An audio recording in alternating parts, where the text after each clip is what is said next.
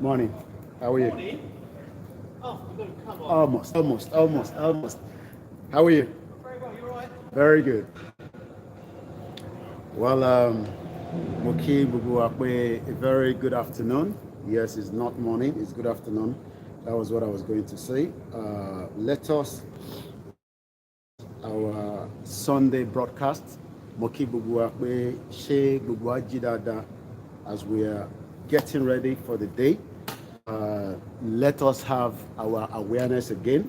Good morning as you are watching and as you are joining. Kato ma wọnú ètò díẹ̀díẹ̀.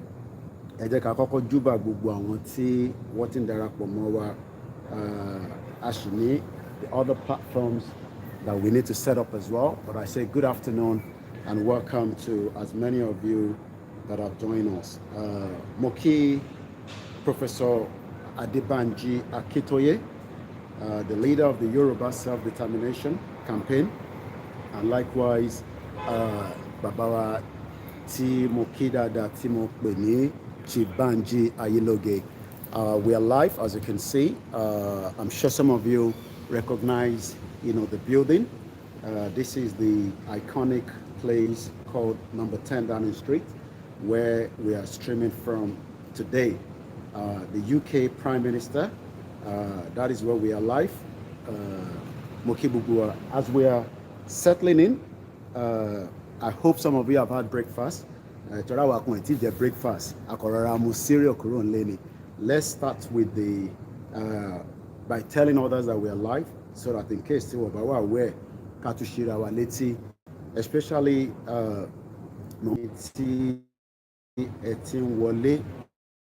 I mentioned May is good afternoon. Justin Reed, number 10 is very busy every day. It's never Sunday, Saturday, any government. Government runs continuously, and we're live today. But Moshe Sofan Timo Patiwa on air. Count only Jamfani Katujo Shirawani Lakayi dear.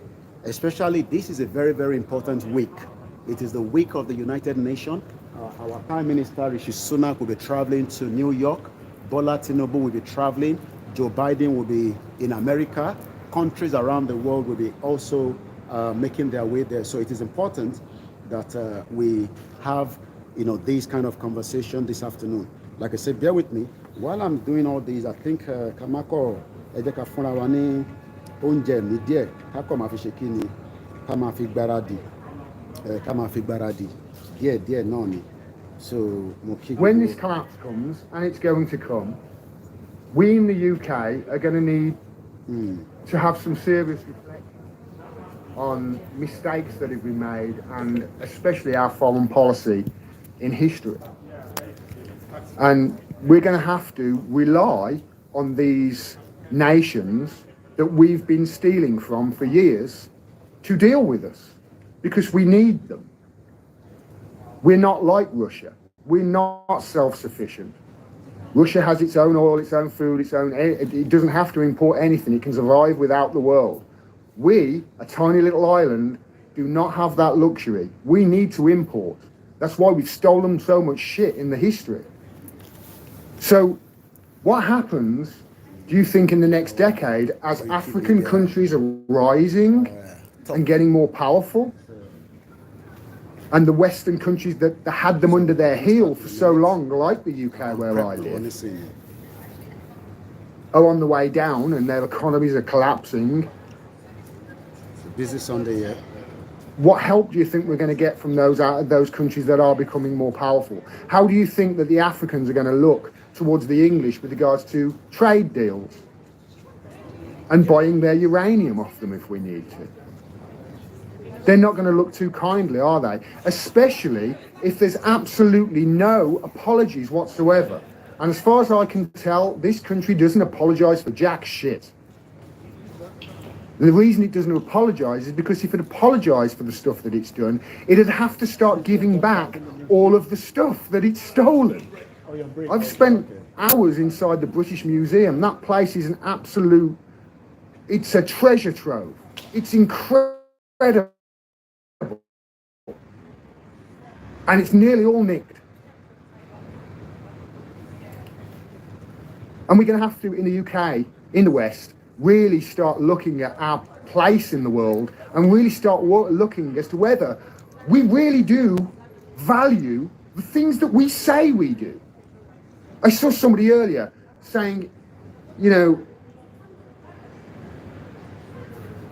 this is what the West do. They just play pretend. It's no wonder the West now accept a man being a woman if he just identifies as one, because we in the UK have been identifying as a nation that is on the side of law and order, a nation that values free speech as it's censoring everybody, a nation that values freedom of the press and is a shining light and a beacon for freedom of the press throughout the world, whilst it's literally torturing the best journalists the world has ever seen in its capital. We say we are these things. Our government says them all the time. The diplomats are like that. But it's just all hot air. Nothing we do as a country backs up what these people are saying the country is. Nothing. I love my country, and that's what I want my country to turn into, to be.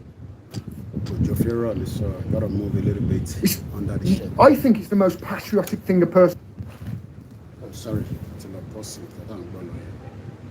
can do. But when I talk about these things, people call me a Putin puppet.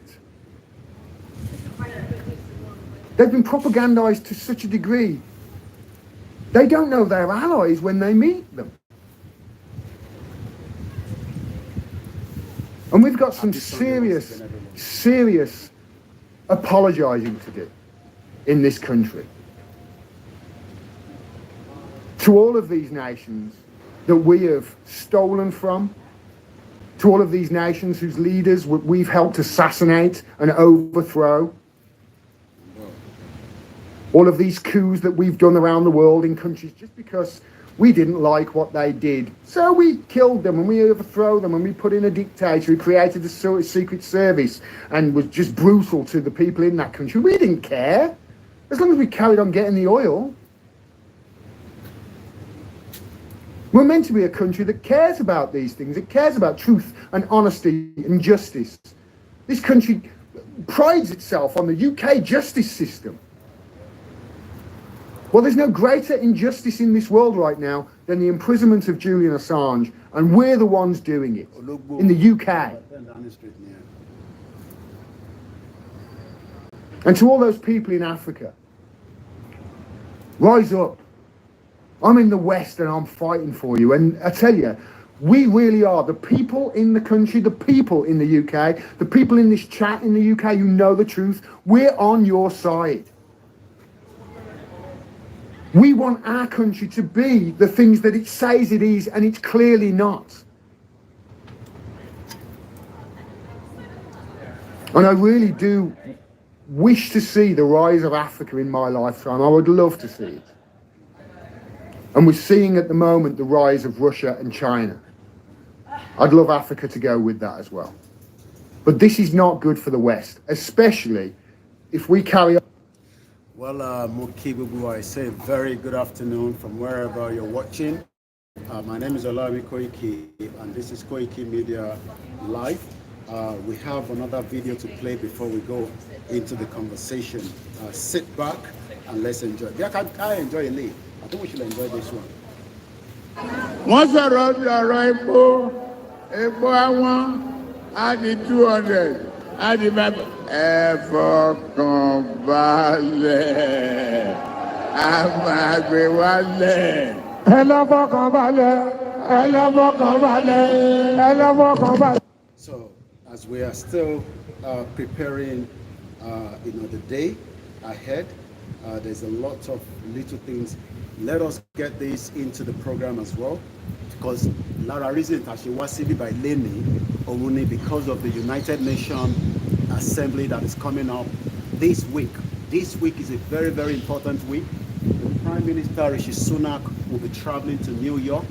Bola Tinubu will be traveling, but the Yoruba people will be coming out again with their regular Amajade, with all our emblems and everything, as we will be doing that in front of the United Nations rally. So this is the what we need to know as the rally kickstarts this week. Okay, I think that file is not there anymore.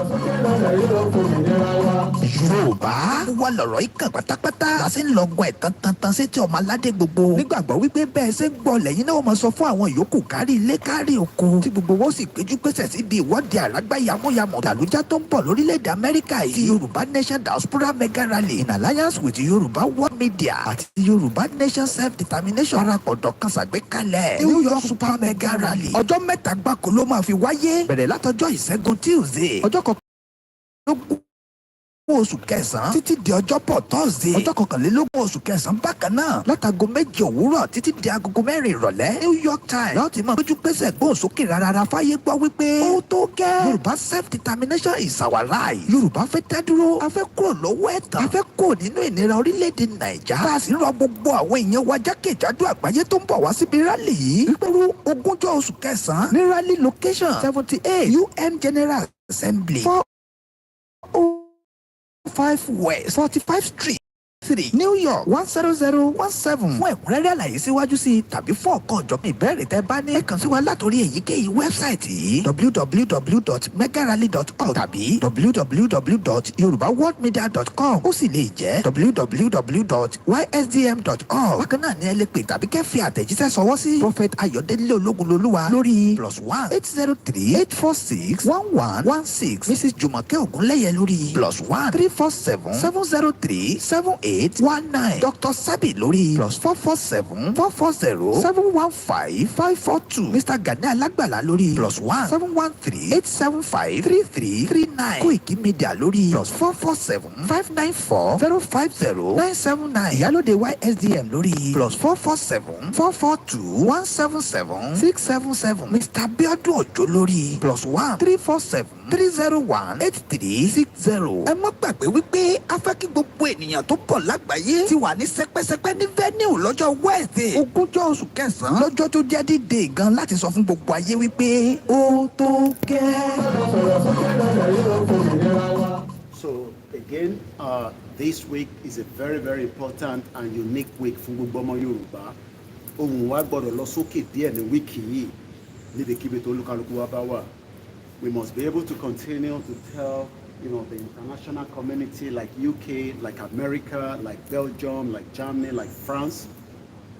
We must continue to create the awareness, the buzz, just like we are doing, just like we have done before. So this particular week that we are going into is the week of the self-determination. Wọ́n ní pé ènìyàn ṣe bí Ọlọ́run ọba.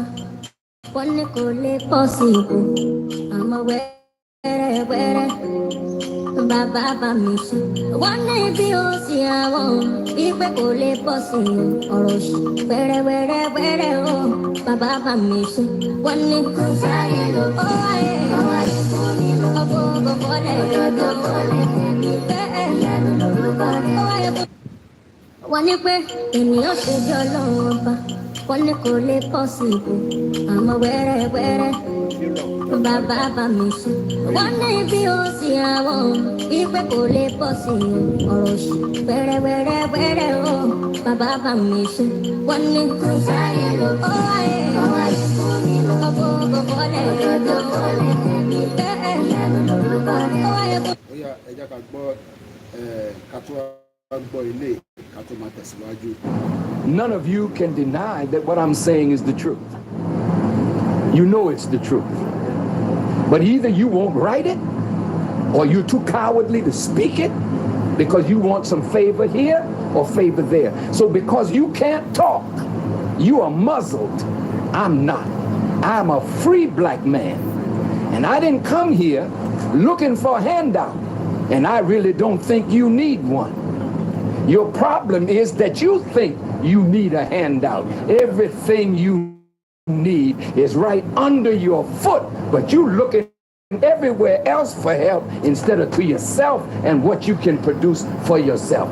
This is Africa's dilemma. You are parading yourself before the world as international beggars when you gave civilization to the world. Your problem is not America. Your problem is not Israel. Your problem is not Britain. Your problem is your disunity and your dependence on others to do for you what you could do for yourself.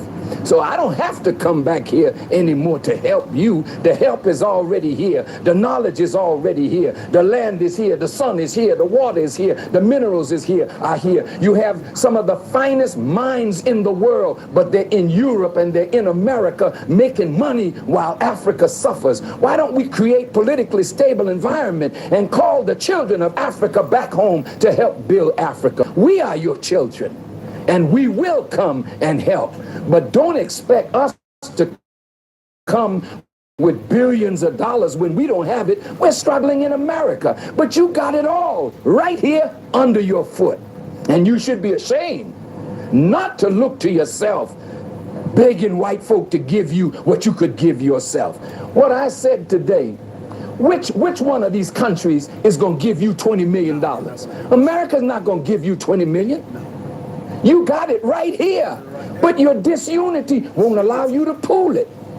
It's your fault, and you got to accept that responsibility. That is why my message is atonement, reconciliation, and responsibility. We got to stop blaming everything on somebody else and see what is our responsibility here. Well, that is that. We got one more to go through as well.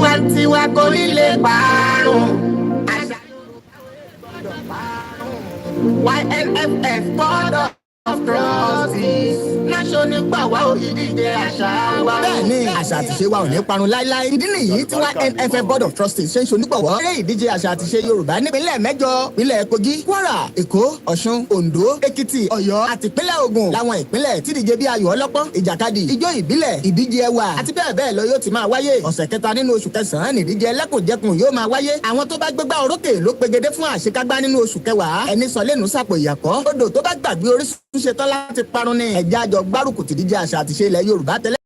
Fún ẹ̀kúnrẹ́rẹ́ àlàyé tàbí ẹ fẹ́ ṣonígbọ̀wọ́ tàbí olùrànlọ́wọ́ ẹ lè kàn sí Mr. Olú lórí +44 73 93 15 98 82 tàbí T-Best lórí +2348 16 04 95 979. Mr. Wasiu Aina +134 7500 9472. Ajia Queen Ara +44 7946 313160. Mrs. Roslyn +1416 992 2189. Aṣọ ìbílẹ̀ nìkan la yàn láàyò níbi àwọn ìdíje wọ̀nyí. Ìdíje àṣà àtiṣe ilẹ̀ Yorùbá ẹlẹ́kùnjẹkùn ọdún 2023 YNFF Board of Trustees ló ní àṣà àtiṣe wa ò ní parun láé. So now that we've cleared all that, and then we can then go straight to this, and then we will start the program. Little. We go with this now, and then we will then start the program. Happy Sunday wherever you are around the world. My name is Olami Koiki. This is Koikimedia, and let's go with this. Unload lower, and not to put you on road, so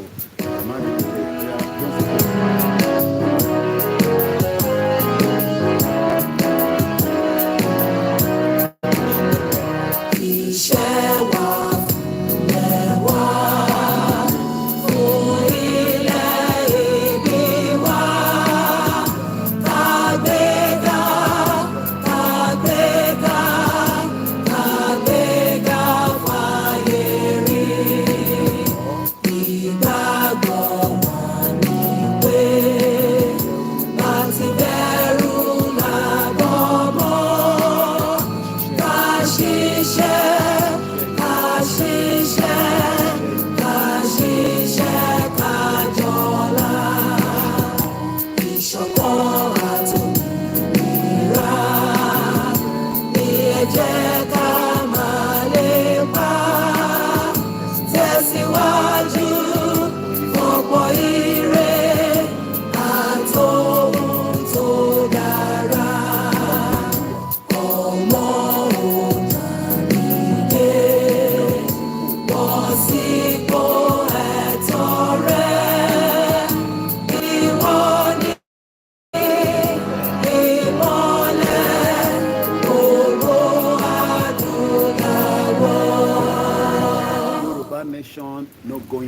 Yoruba Nation for life. Thank you so much, ẹ̀gbọ́n mi dáadáa, ìjáyà, mo kí ẹ, mo fi tọ̀wọ̀tọ̀wọ̀, mo kí ẹ, mo fi tọ̀wọ̀ Elédùmarè kí ẹ. Ohun yẹn nìyẹn, the voice of the Yoruba Nation. Unity ló dára kájọ fi mọ̀ ṣọ̀kan. Unity ló dára kájọ fi mọ̀ ṣọ̀kan. Àbájọwọ́ la fi sọ́yà ẹnìkan ìjà wa dé. Unity ló dára kájọ fi mọ̀ ṣọ̀kan. Unity ló dára kájọ fi mọ̀ ṣọ̀kan. Ó yá tún jẹ́ ká jó díẹ̀ sí i, ká pọ̀ jó díẹ̀ sí i. Kí ló ṣẹlẹ̀? Ohun yẹn ti lọ. Mo kí gbogbo wa lẹ́ẹ̀kan sí i from wherever we are watching and from wherever we are around the world. My name is Olami Koiki, and a lot of you know me as Koikimedia. As you can see, I am far away from the house, at least some few hours. Speaker don't do so let me put the speaker away from now, and let's focus on the broadcast. Let me just show you what it looks like.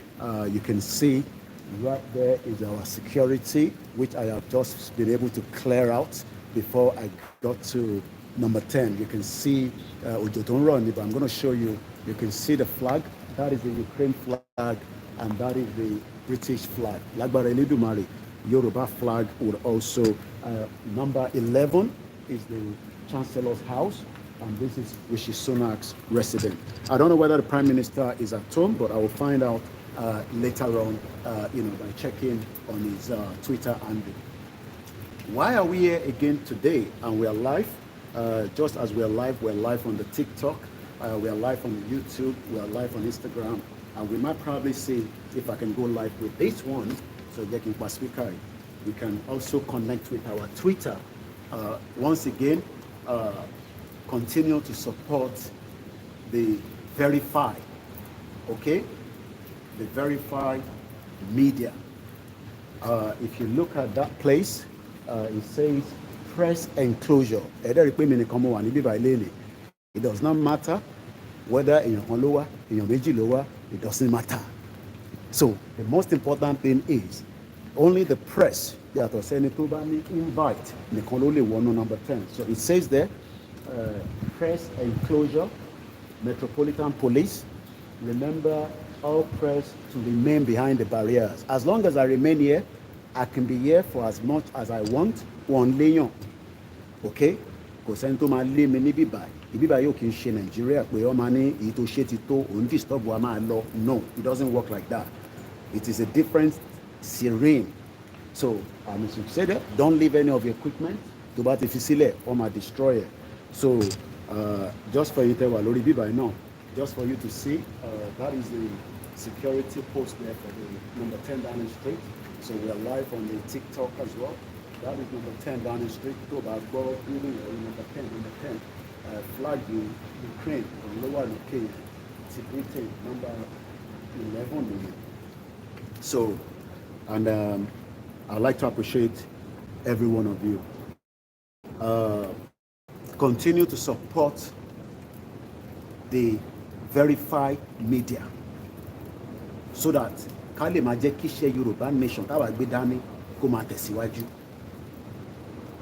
Nobody can stop me as long as I am not doing anything against the law of the country tí mò ń gbé. I know the law, I know the rules and regulations, I know the ethics.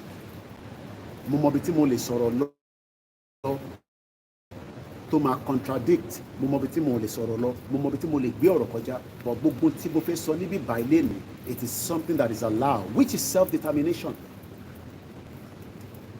Ìtí mo ṣe wá sí ìgbà yẹn láti wá ṣí yín lọ́kàn, láti jẹ́ kẹ́ mọ̀ pé our rights yẹn tó bá jẹ́ pé the same process that we are truly in democracy in Nigeria, we should also be doing this as well in our government houses, in our representatives.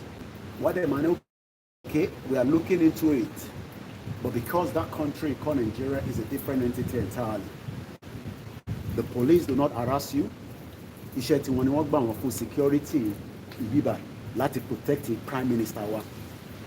Iṣẹ́ tèmi ni pé kémi náà wá ṣe kíni kí n wá rìpọ́tì fún yín gẹ́gẹ́ bí agbẹnusọ fún Yorùbá Nation, ìyẹn fún media, gẹ́gẹ́ bí Koikimedia tó ń gbé níbí báyìí, tó wà registered, tó wà confirmed, tó dẹ̀ ní right láti polongo Yorùbá Nation right inside the building, Timowai. And that is something that a lot of you must understand. But we can't do this as well if you're not supporting the media. You must continue to support the media. Very, very important. So that we can keep the fire burning. So that koma ba suwa, koma ba rewa. Okay, tí bá fẹ́ wá sí bíbá láàárọ̀ tí n bá ní owó mọ́tò, báwo mo ṣe fẹ́ dé bíbá? Ṣé mo máa rìn dé bíbá ni? Àdé ti gbà mí pé àdé mọ̀ pé máa wọ mọ́tò dé bíbá. Àtúwá fẹ́ save owó. Sorry. Èyí tó gbé mi wọnú bíbá òun lélẹ̀. Without this, o lè wọnú bíbá àfi tó bá ní appointment. Ìwọ máa wá lọ sínú ilé ni. But wá ti ṣe clearance fún ẹ, wá ti lọ fill the form online. It's not everybody that makes it down here. It's not everybody. Kò ṣe pé anybody ló kọ́ máa wọlé irú wa ògiri wa. It doesn't work like that. So ẹ support wa, ẹ fún wa ní support ti ẹ̀yin. Ẹ̀yin wá fi ìtókù sílẹ̀ pé Koiki o máa báṣẹ́ lọ. Mobile phone ni mo fi ń stream, kò sí tó kàn wọ́n because wọ́n mọ̀ pé mo communicate pẹ̀lú àwọn kan ni. But ní Nàìjíríà tó bá ti rí mobile phone àyà yẹn á máa já, ẹ̀rọ á máa bà yín. It's because tó o bá ṣiṣẹ́ ẹbí, tó o ṣiṣẹ́ ẹbí, kí ló ń jẹ láyà? Why are you scared? But àwọn táwa ń bá sọ̀rọ̀ wọ́n mọ value in táwa ń ṣe. Mo dẹ̀ dúpẹ́ pé ìtẹ́ mọ value ẹ̀ náà ẹ̀ máa jẹ́ kó sú yín. Bẹ́ẹ̀ ṣe wá ń support Koikimedia, a gbọ́dọ̀ máa dáwó sínú Yorùbá confirm account tó ń pè ní YSDL. It's the only confirmed legitimate account. Gbogbo owó tẹ bá dá sẹ́ni other places, you are wasting your time. You are wasting your energy. Because owó yẹn wọ̀ lè fi ṣe anything. Gbogbo owó táwọn. Mo sọ fún yín pé mo tún dárúkọ ẹ̀ ìjìnlẹ̀ ò lè ṣe tí mo ṣe yìí. Gbogbo ẹni wọn fi sọ. Kò ní status kankan tó lè ṣe tí mo ń ṣe ní Turkey. Ìyẹn lẹ wá ń lísìnsì. Bóun ti gba country. Níbo ló gbà sí? Gbẹ́gbẹ́sẹ́gbẹ́.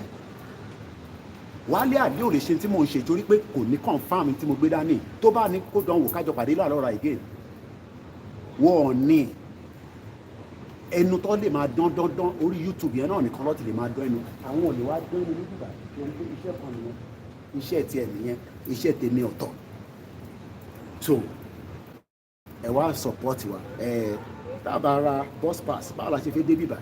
So wọ́n máa fi account details wá síta. Ó kéré ó pọ̀, it doesn't matter. If you continue to support the media, it gives the energy. Iṣẹ́ ta fi ṣe pọ̀. Mo sọ fún yín pé mo fẹ́ lọ sí Scotland. Àwọn kan tán ní ẹ má ṣe rally mọ́, rally ta ti ṣe ti tó. Ìyá burúkú tó ń pè rẹ̀ lónítìrì tí kò lè wá sí. Mo tẹ̀rí voice note dábì wa kan, wọ́n ní wọ́n dúró de onítìrì ní United Nations. Ìjáyà mo kí ẹlẹ́ǹkan sí. Àjọ ń káàkiri ní London ní ìmọ̀ àti ìjáyà tá à ń sọ fáwọn èèyàn pé Yorùbá Nation wọ́n yín mú sí wa.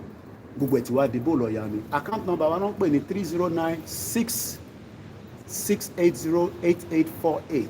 Ìyẹn ni First Bank Ọláyọmí Koiki. Bó bá dẹ̀ pé PayPal musakalam1@yahoo.com. Ẹ má yẹ kí nǹkan sọ fún yín pé wọn kì í fund media. Àwa là ń fund BBC lẹ fi ń gbóhùn BBC. So this is what keeps us alive. Only tí mò ń sọ ní every month to be a member of the press in the UK. Ó cost mi ní owó ní every month £22 ni mò ń san tó bá mọ̀. I am not a YouTuber. YouTuber lẹni tó ń ṣe content tó fi ń dẹ̀rìn pa yín. Èmi ò dẹ̀rìn pa yín. Ìtẹ́mi gbẹ́ra mi pé ká pín Nàìjíríà fact ni. Britain mọ̀ pé ó máa pín àsìkò tó fẹ́ pín ní wọ́n mọ̀. Ìtọ́kàn sọ ni pé ṣé ẹ máa sọ́dogun ni? A náà sọ́dogun diplomacy ni. That is why we are going to United Nations rally. A máa wà níbẹ̀ for the few days tá máa fi ṣe rally yẹn. Tá máa fi ṣe United Nations General Assembly. Ẹ jẹ́ n start Twitter mi. Ká lè pèrò sọ́kọ̀ láti Twitter. Ta ló ní Twitter account? Ta ló ní? Ẹni tó bá ní Twitter account ẹ lọ gba Twitter. Mo kíyà mi dáadáa. Ìyá lálùbáríkà. Ìgbowó ṣá. Mo ní oní èèyàn tó dúró tán fún ẹ. Last man standing. The Yoruba people are ready to go. but kò wá ń ṣe gbogbo wa la fẹ́ lọ àwọn kan náà wọ́n ti ready àwọn tó wá náà wọ́n ti ready yẹn kí la máa wá ṣe fún wọn. We must continue to tell you that it is needful. Press card yìí òun ló fún èmi l'opportunity láti jókòó sí bíbá láti lè fi bá yín sọ̀rọ̀ ṣòfin pé wọ́n mọ ẹni tó ń sọ̀rọ̀ wọ́n mọ tí mo gbé dání wọ́n mọ̀ pé Yorùbá nation lèmi ṣe wọ́n mọ̀ pé mò ń ṣe Nàìjíríà nígbà kan bọ̀wọ́ tí wàá mọ̀ ní sí pé mò ń ṣe Nàìjíríà mọ́ Yorùbá nation ni mo dúró fún. I am not for Nigeria. I am not here to report for Nigeria. I am not the NTA. I am not the correspondent for Nigeria. I am the correspondent for the Yoruba Nation movement under the leadership of Professor Banji Akintoye. And as many of you must start to understand that only one and the final solution: dissolve Nigeria so that there will be peace. We don't need to fight each other. So today, we are going to talk about the United Nations as the United Nations General Assembly kickstart this Monday. The activities have already started. There will be a lot of sideline conversation. Nigeria is still a country, so there will be so many conversations that will go on within Nigeria as well. But the most important thing for the Yoruba people is to create the awareness to tell the international community, Omoluabi ni wa, and we will remain so because we want to exit Nigeria. We are not going to be the only one at the United Nations. There will be different organizations, different groups of people that have been given the permit, just like we have been given permits to operate as well. Self-determination that we are asking for is our inalienable right, and that right must be respected.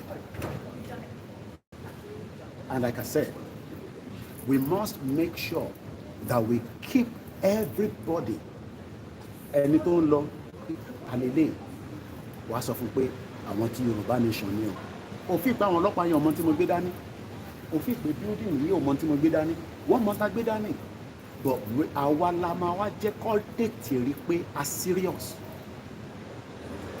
tá a bá serious wọ́n máa feel pé n tí Bọ́lá Tinubu ń ṣe gbogbo wa la fẹ́ràn tó ń ṣe as the president representing Nigeria.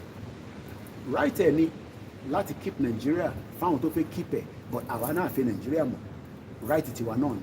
Bola Tinubu, the president of the Federal Republic of Nigeria, will respect our right just as Rishi Sunak must respect the right of everybody that lives in this country as long as you are not doing anything otherwise.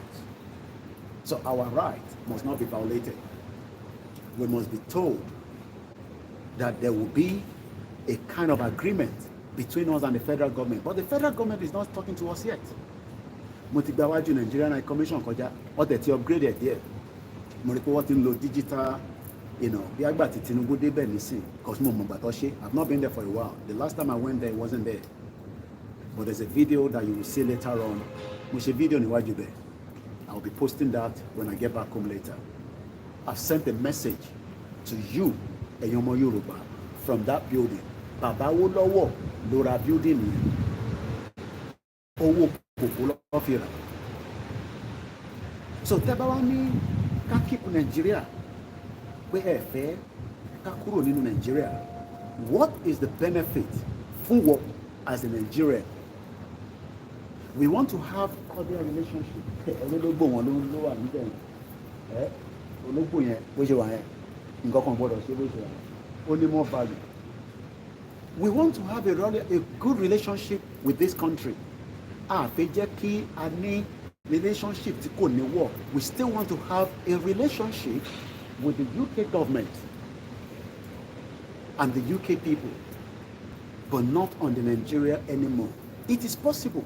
It is doable. I have told you that with so many other countries that have dissolved. Ukraine tó ń pariwo lẹ́nu, that flag, this flag, the Ukrainian flag, that flag there, okay? Yeah, the flag there. Do you know that they were part of the Soviet Union? Kó tó di pé wọ́n dissolve. Kó tó di pé wọ́n dissolve. But today, a lot of you do not want to accept that there are smaller countries within the European Union that they are doing very well. Wọ́n tó community wa kan nílẹ̀ Yorùbá.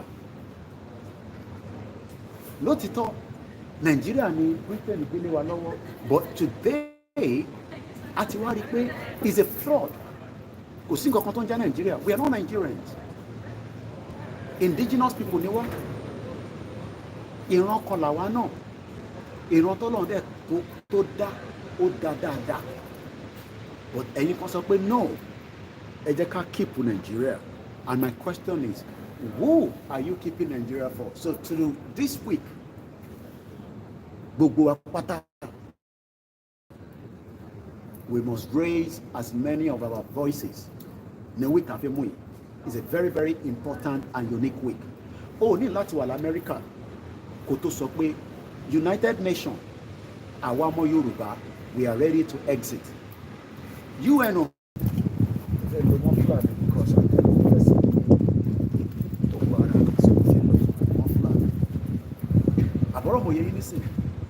we must continue to create the awareness so that àwọn oríṣiríṣi èèyàn tí wọ́n ti ń gbọ́ wa tẹ́lẹ̀ as under Nigeria wọ́n lè mọ̀ páwa náà fi lọ kí lè rò pé àwọn ọmọ Scotland tó ṣe ń ṣe rally every month is because they are ready to go. Then ẹ̀yin kan ṣì wà ní mo wà nínú group kan, mo fi dárúkọ group yẹn, àwọn tó wà ní group yẹn wọ́n máa gbọ́ pé mo fi voice sílẹ̀ láàárọ̀ yìí, voice tí mo fi sílẹ̀ nígbà tẹ́ bá sì ń sọ pé bàbá Akíntóyè àti Onítìrì wọ́n jọ ń set up a parallel government lọ́tọ̀ọ̀tọ̀. That is the thinking of some of the Yoruba people. Mo gbọ́ tí bàbá kan fi voice yẹn sílẹ̀, kódà bàbá yẹn sọ pé ìdí tóun ṣe hate bàbá Akíntóyè, èmi ọmọ reason táwọn àwọn èèyàn bẹ́ẹ̀ ṣe wà láàrin wa, because tẹ́ ẹ bá wà honest, get the hell out of the group. Gbogbo ẹni mo fi sọ, Koiki ló ń sọ̀rọ̀, àwọn tí wọ́n mọ̀ nínú group yẹn wọ́n máa gbọ́n tí mò ń sọ. Báwo lẹ ṣe ṣe máa fara wé àpèjúwe bàbá Akíntóyè àti Onítìrì níbo síbo, láti bo síbo, láti bo síbo, nígbà táwọn èèyàn bá ṣe ń sọ pé àwọn wà nínú gúrùpù Onítìrì, àwọn tó wà nínú gúrùpù bàbá Akíntóyè. What kind of gullible people are these? Then ẹ̀yin tẹ́ máa ń sọ pé yẹn pé security ló yẹ ká kọ́kọ́ mú dání. Let me say this clearly. Responsibility government ní òun ni security ilẹ̀ Yorùbá. Yorùbá nation làwa gbé dání. Àìtí ní owó tá a fẹ́ fi sọ pé a fẹ́ fi ṣe ìdáàbòbò gbogbo ọmọ Yorùbá. Ó possible. Mo rò pé àwọn kan mọ̀ tá a gbé dání. I think some of you think that we are joking. When we are saying that we want the Yoruba nation, ṣé àti wá ní fund, ṣé àti ní budget, mo kí Alájà Ayrat. Ṣé àti ní, I think we might be able to come out there on the 19th, lágbára Ọlọ́run. Other than on the 19th, ìjọ tó máa bẹ̀rẹ̀ America yẹn, we should be able to come out as well. Other than on the 19th. So àwa náà bó jẹ́ ká kàn jáde síta, you know, even if it's just for 2 hours, 1 hour, but ma communicate yẹn properly dáadáa tí bá délé, so that káwa náà jáde síta, at least àwa lè jáde kó tó di pé àwọn America máa jáde, so that irú àwa láti tètè padà lọ sílé torí a máa fi gbé broadcast yẹn, so a lè jáde láàárọ̀ bí a ta bá ti drop àwọn ọmọ tó ní school ká pàdé just for 2 hours níwájú number 10 Downing Street, ká raise awareness, olúkálukú máa lọ. I don't think it's not a bad suggestion. So ẹni tó bá sọ pé ó lè make it, I think it's a good suggestion. Kó tó di pé ìrọ̀lẹ́ táwọn Amẹ́ríkà máa gbé conversation yẹn. So ẹ̀yin tí ẹ ṣe ń fi pé bàbá Akíntóyè àti ìyá Onítìrì ẹ̀ ń try láti compare wọn. These are two different people. There is no way tẹ́ ṣe lè máa gbé Onítìrì pẹ̀lú bàbá Akíntóyè. Then ẹ̀ ń sọ pé kí Yorùbá nation ká gbé dání pé security lè ká kọ́kọ́ gbé dání. Níbo lẹ ti fẹ́ rówó tẹ́ fẹ́ fi ra ammunition àbí ìbọn àbí ọta àbọn? Níbo lẹ ti fẹ́ rówó yẹn? That is the reason why we have the state government. Ẹ̀yin tẹ́ wá wà nílé, ẹ̀yin lẹ máa wá sọ fún àwọn governors yín pé ìdáàbòbò lẹ Yorùbá ó kù sí wọn lọ́wọ́. Ṣèbá lámọ̀tẹ́ alágbèkọ̀yà àní OPC ẹ ṣe fọ́ọ̀sì ọ̀rọ̀ security láwa lórí. wọ́n ti ní kólúkálukú máa lọ ṣe nǹkan ìgbìn díẹ̀díẹ̀ oko etílé nígbà wọn bá tẹ bá lè ṣe. ẹ jẹ́ ká move síta díẹ̀ torí pé wẹ́dà yẹn ti good nísìn.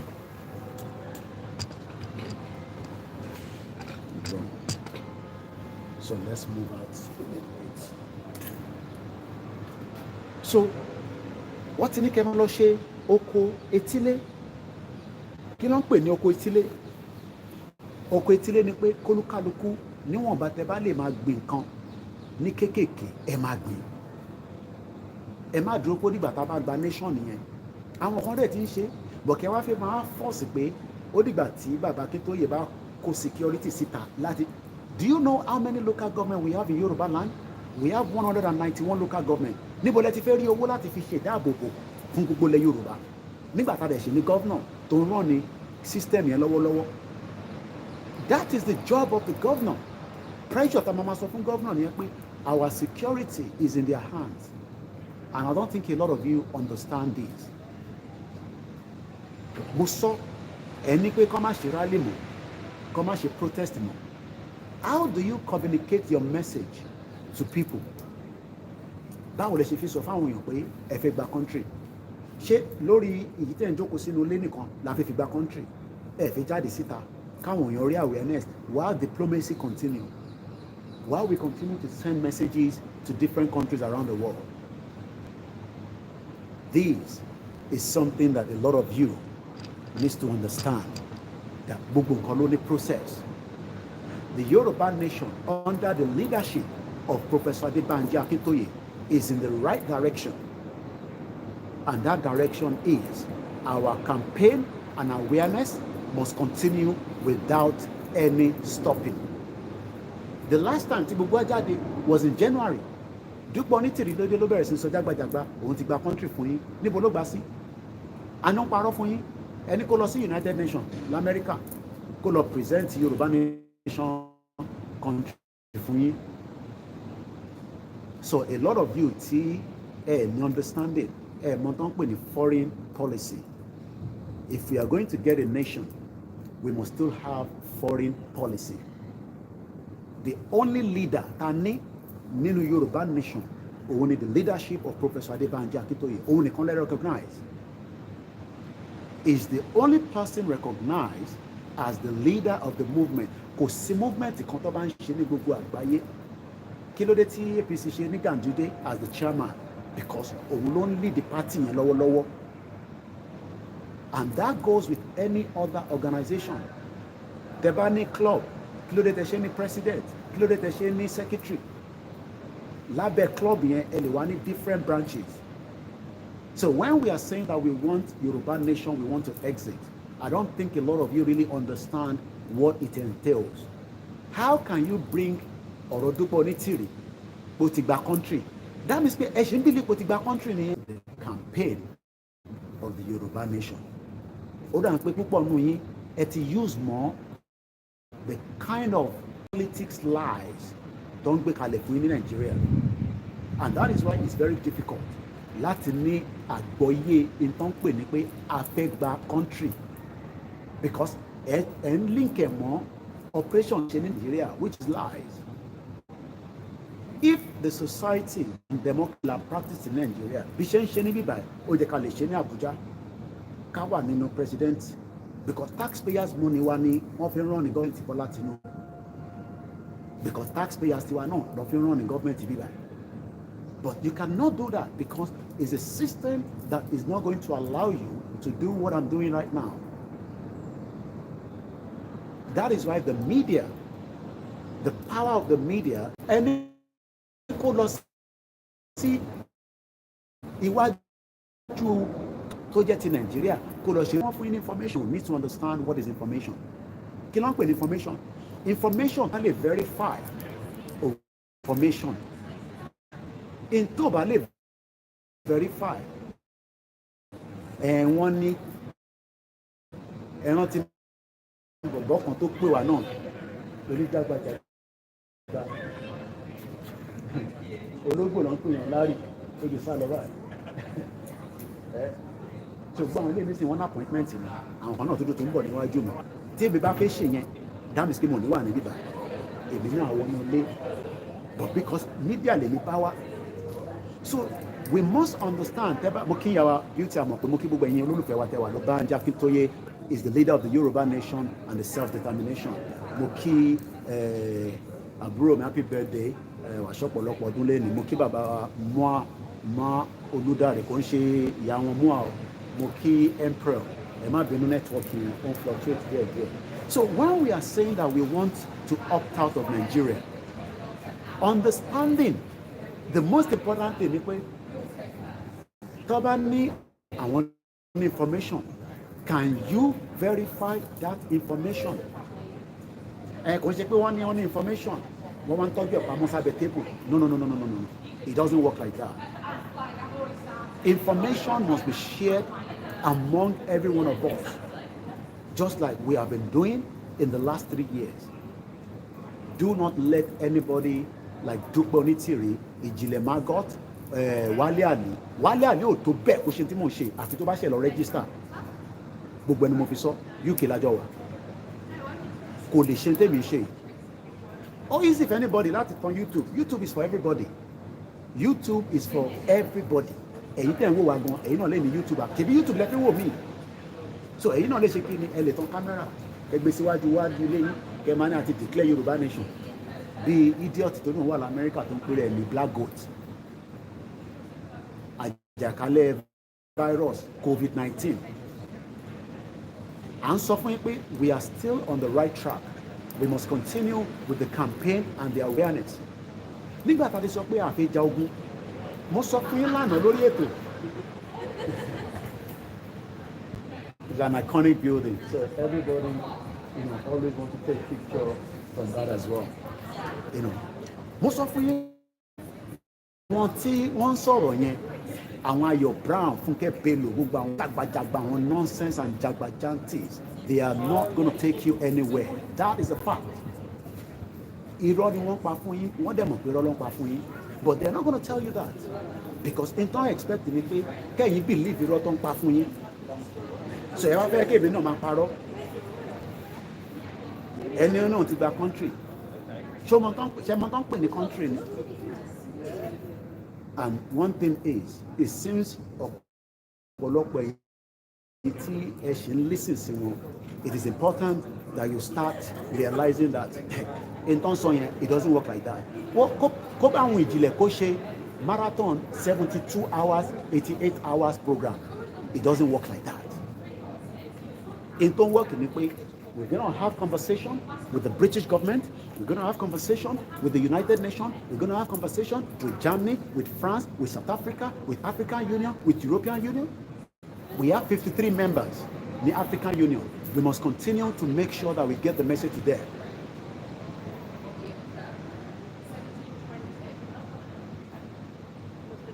But if you are sitting behind the fence, then they don't gẹ̀lẹ̀dẹ̀ nínú program.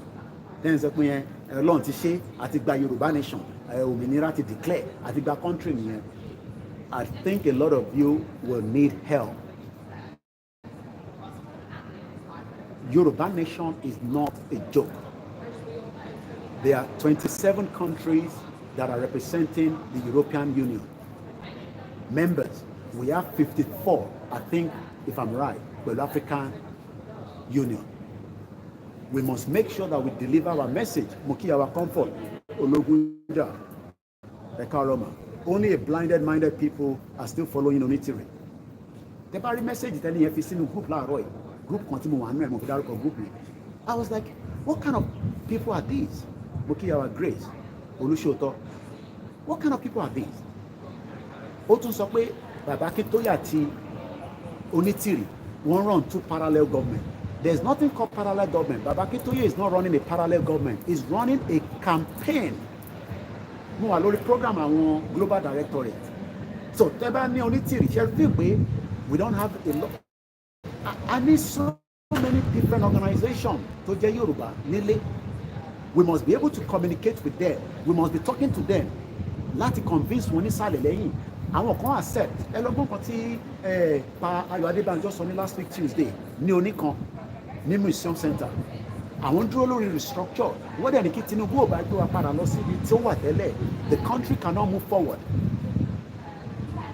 So èèyàn kan wá ń fún yín ní fabrication and a lot of you are still buying into that fabrication.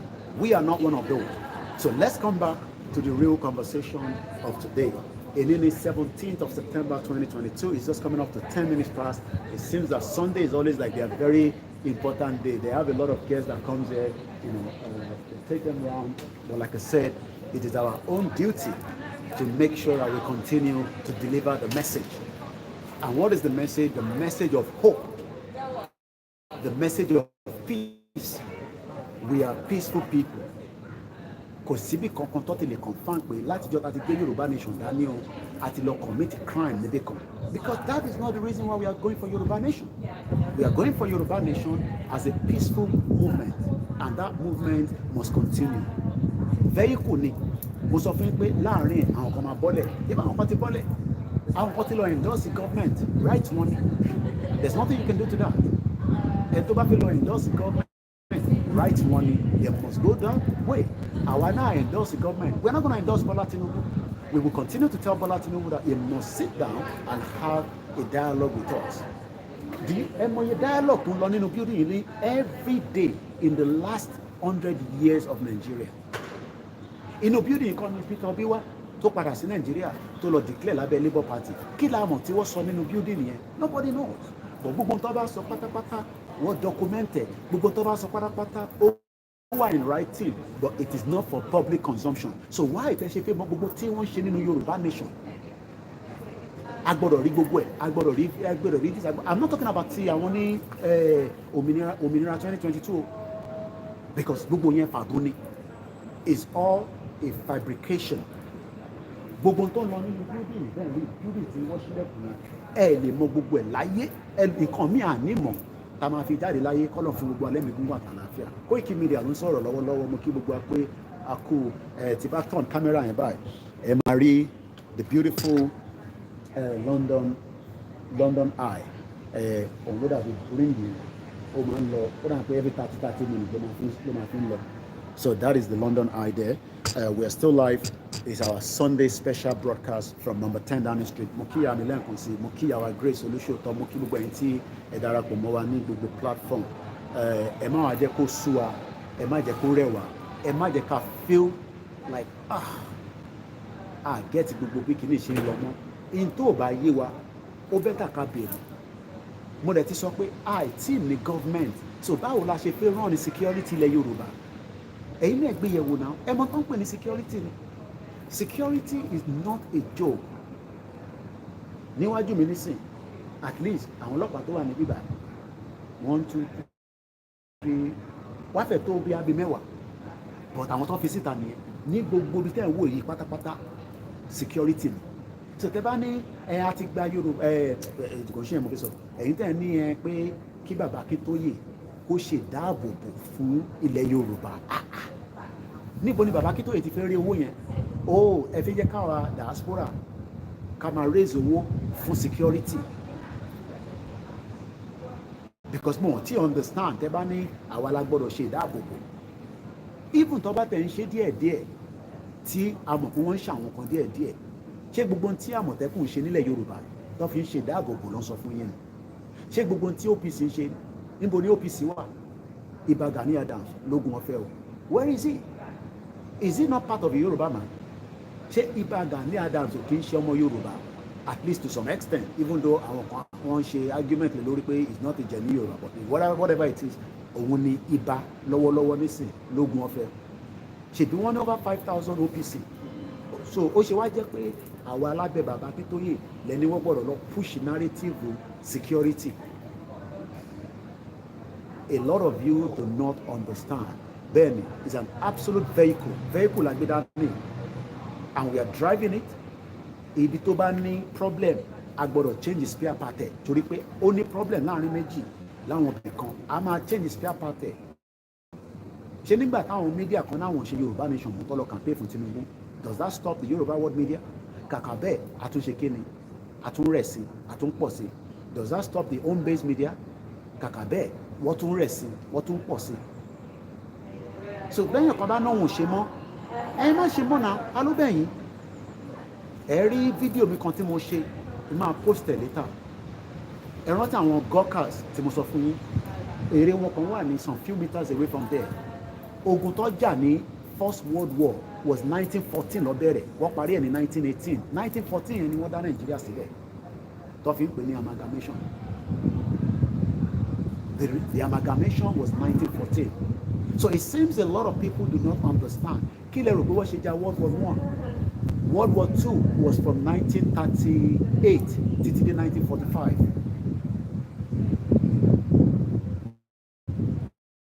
Mokia Aziz, all the way in Miami. So it is important that we get the message.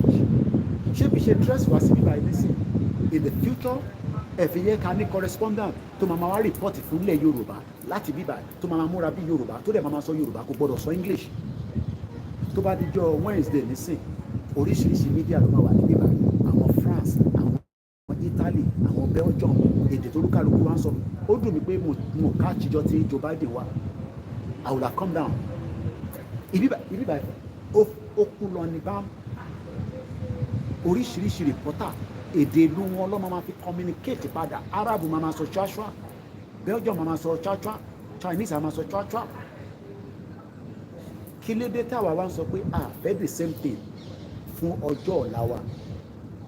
The only way out is to continue the good campaign and awareness. Kì í ṣe jàgídíjàgan. We are ọmọlúwàbíes. In 3 years kò sẹ́ni kankan tó lè mú any verified document kankan jáde àbí images àbí video pé àwọn ọmọ lẹ́yìn bàbá Akíntóyè o àti lẹ́yìn Ìgbòho ọ̀daràn ni wọ́n iṣẹ́ tó ń ṣe lélẹ̀ wọ́n kàn fi Yorùbá nation ṣe bí gbogbo yẹn lọ́ fẹ́ fi castigate wa pé wọ́n kàn fi Yorùbá nation wọ́n fi bojú ni. Kò sẹ́ni kankan tó lè sọ bẹ́ẹ̀. Ẹni tó bá ní ìwà tiẹ̀ lọ́wọ́ tẹ́lẹ̀ ká tó bẹ̀rẹ̀ Yorùbá nation ìwà tiẹ̀ nìyẹn kò sí nǹkan tá lè ṣe sí yẹn. Ìgbẹ́sàn tó yin mo kí ẹ. Ẹni tó bá ní ìwà jàǹdùkú láàrin wa ìwà tiẹ̀ nìyẹn kò ní kankan ṣe pẹ̀lú Yorùbá. Aṣáàrí bọ̀bọ̀ kan tó mú tó ní ẹmọlẹ́yìn Ìgbòho lòun báwo ló ṣe jẹ́ ọmọlẹ́yìn Ìgbòho? Ọmọ Yorùbá nìyẹn olè nìyẹn. You are a thief. Olè ló lè ń jẹ́. Máa wá fi pé torí pé mo ti ń ṣe Yorùbá nation then gbogbo ẹni tẹ́ wọ́n ní torí Yorùbá nation lè ṣe ní problem. No, Nigeria economy ló ṣe jẹ́ ká ní problem. It is the economy of Nigeria. It is the economy mo kí bàbá wa Moses ẹ ká sùn sáà. It is the economy of our country tó ń pè ní Nigeria òun ni kò jẹ́ kí gbogbo kárí ṣe bó ṣe jẹ́ kárí ṣe. We are meant to be working, making money and serving the country, but the country is not helping. That is why today the current president is trying all his best to revive a dead country because Nigeria is a Titanic tó ti sink. In tó bá dẹ̀ sink kò ṣe gbé jáde. It does not matter how much àwọn tí Tinubu bá kó wá, they will try, but it's not going to make any impact.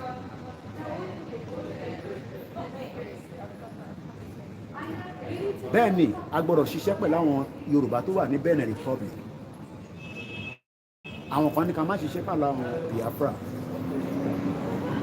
Yorùbá àwọn officers wà ní ṣẹ́nà ọ̀yọ́ ìwà kìtẹ́ ń ṣe tẹ̀ ní ṣe tèmi. So kí ni mo kàn fi yẹ kó yé wa ni pé we are going to continue. Ẹ ṣé bàbá wa Ṣọlá Maiti mo kí comrade Ṣọlá kò gbọ́dọ̀ kú mo lè kí gbogbo àwa tí a wà lórí ètò.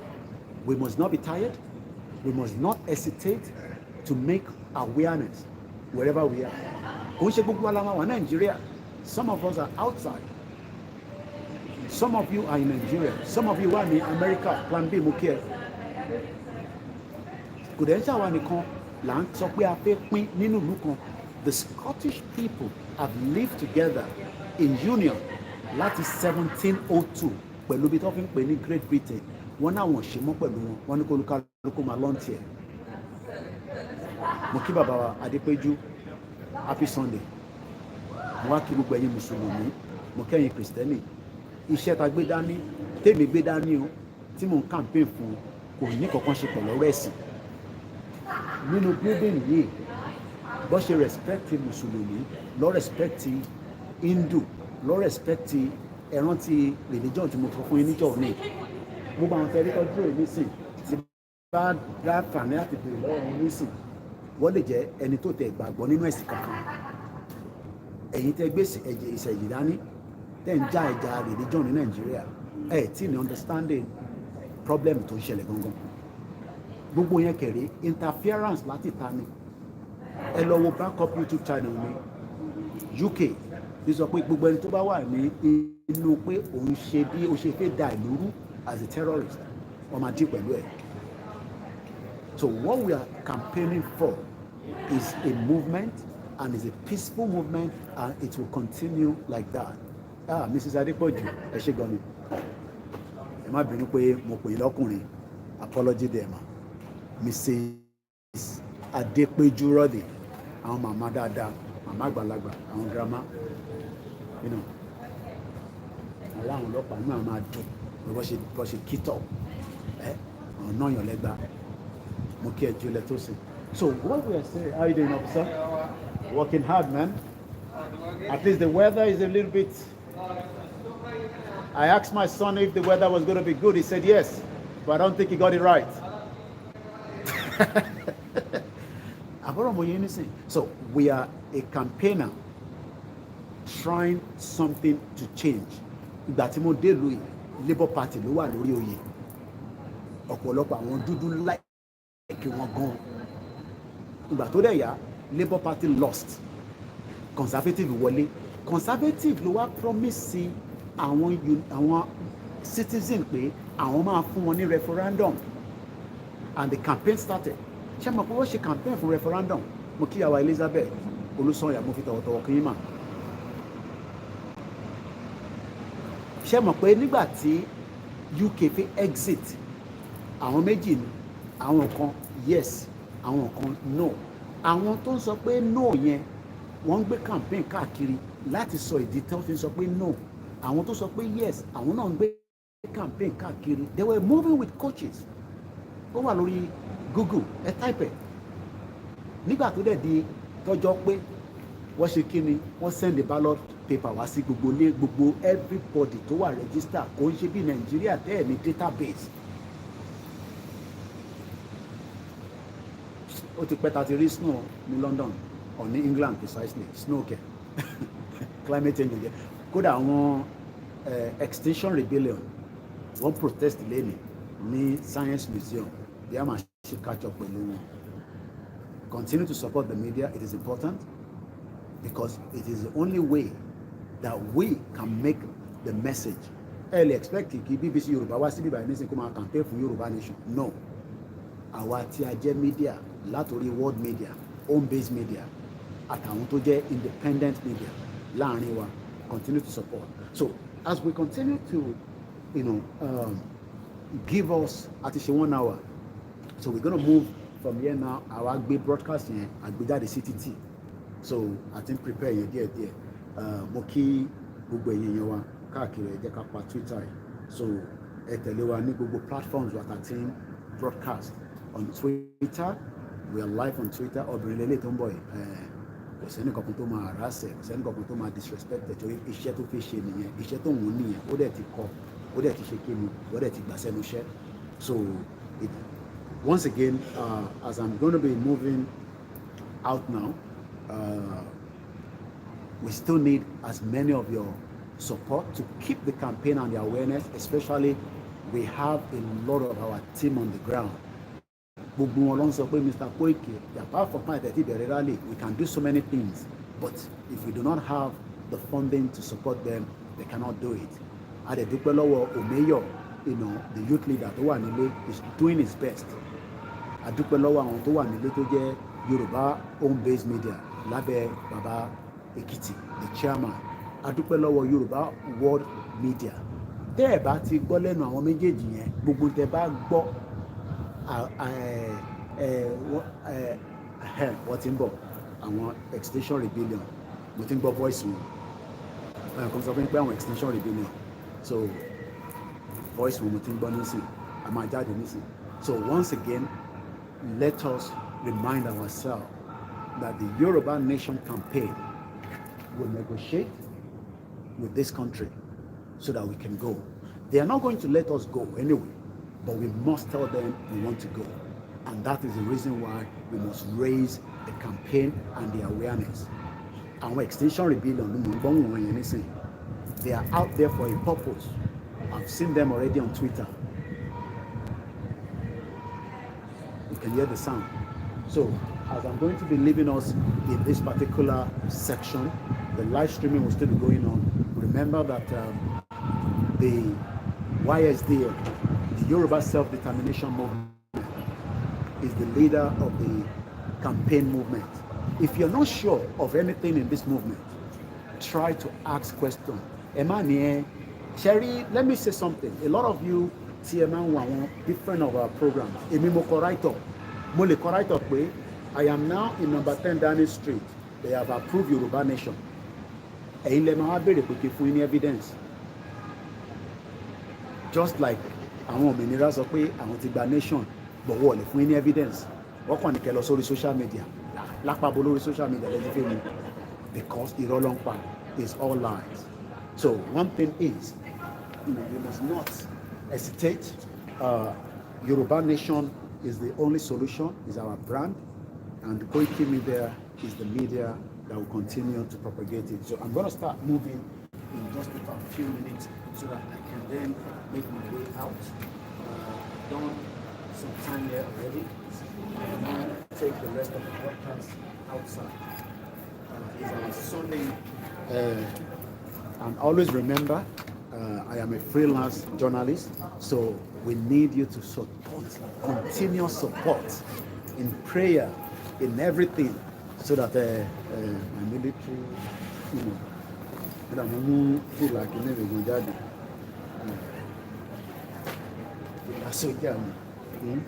So let us now continue our broadcast from outside. Èmi ò lè lọ síbẹ̀ yẹn nísìn nítorí pé press lè mi bá wá, so èmi ò lè kọjá iwájú barrier tí mo wà yìí. So what we're gonna do now, we're gonna move and then we're gonna start making our way out. Mo kí gbogbo àti àwa lórí ètò, so ká lọ wo ohun tó ń lọ ní níta. If you want to know more about Yoruba Nation, níbi tí a bá ṣe dé, ẹ lọ sí orí koikimedia.com. There's a lot of information there as well that is helpful, that would also be useful to so many of you. So now I'm going to start making my way out of this particular building. So once again, as I leave the building behind me, you can see,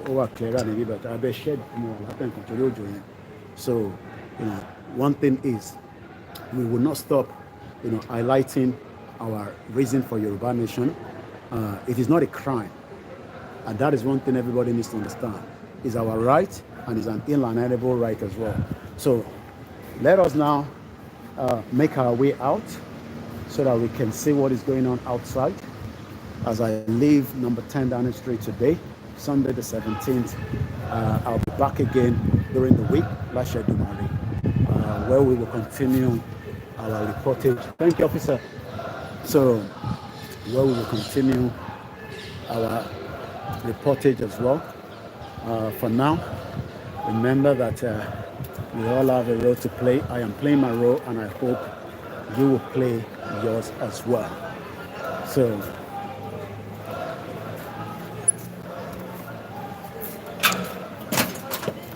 thank you, officer. Sure. Have a great day. And you. Bye for now.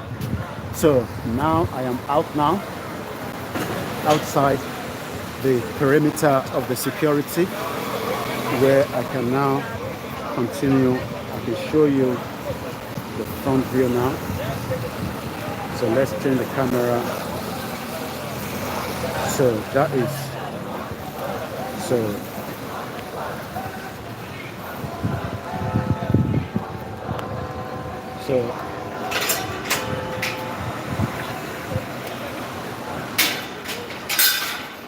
so now I have come out of the number 10 Downing Street. So don't protest. People come out to highlight a lot of things. So Tebani, Tito, protest more, protest enough. No. We must continue to highlight the reason why we want Yoruba nation. So we must continue to highlight it, just like I've been telling you. We're now outside. I'm going to catch up with them and ask questions, and then be able to see, the reason why they're out again today. So let me move my camera closer, and also let's now move a little bit. So we've just left the beautiful 10 Downing Street there, as you can see. So I'm going to move and see what is going on right here. So let's see why they are protesting. Let's ask questions. So I'm really listening into all if you fear don't come on. So I'm going to introduce myself to them, and also they need a lot of media coverage anyway. So what I'm going to do now, I'll try to lead one, so that hello, who is the leader? Who is in charge? Who is in charge? Let me see. I need to know who do I need to speak to? Nizar, how are you? Very good, very good. All right, so I'm actually just coming up from number 10 Downing Street. I'm doing another reporting. So I say, let me ask what is going on here. It's in my press card, so journalist. So I just want to ask you. So Our country is Balochistan. Can you see on the camera? Yeah. And the right, one of the good ones. Yeah, got a good one. So I want to food only. They are fighting for their country. I want to job for country one. So let's speak to them and ask questions as well. My name is Koikimedia. You're watching a live transmission. So what you're seeing right now is a campaign that is a Baloch Republican Party. So let's speak to you. So tell us a little bit, tell us a little bit about this country. Our country called Balochistan has been forcefully annexed by Pakistan in 1948. So last 75 years, Pakistan is systematically genociding Baloch nation. Okay. So Baloch want independence from Pakistan. Balochistan used to be a free sovereign land. It's been forcefully annexed by Pakistan. Okay. Last 1 week, Pakistani army start a military operation in Dera Bukti, one of the districts in Balochistan. Okay. So hundreds of Balochans been missing, and dozens has been killed. Okay. Including women and children. Wow. So today we are here in front of the number 10 Downing Street. Number 10 British Parliament. To highlight the problem. So how long have this been going on? I mean, the recent military operation started a week ago. Okay. But it's been 75 years okay. that Pakistan is systematically genociding Baloch nation. So this territory, these indigenous, because you are indigenous people, yeah. Because it's the same problem that the Nigerians are experiencing right now, which have been, I'm part of the activists as well. I'm a journalist and activist because the British joined us together. What have you been doing to highlight the problem? We've been going to session of United Nations. Okay. All the session, there's 3 sessions in United Nations Geneva. We do attend all the conferences. Okay. We try to let the old diplomats from entire world to highlight and help and support Baloch people. Okay. Because Pakistan is killing entire Balochistan. Balochistan is rich with the mineral resources, oil, gas. Okay. Interesting.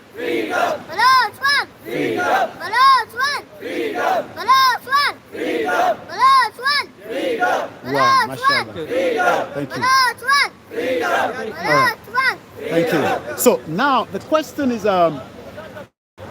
what are you doing to gain international recognition? In this world, Yes.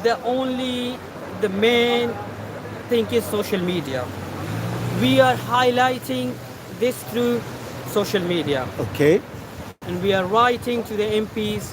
We are writing to the Prime Minister. We did write lots of time to petition to British Prime Minister to please raise Concern this concern to at the Parliament. Yeah. So, what do you think the British government can do and the international community to highlight the plight of the people of Balochistan?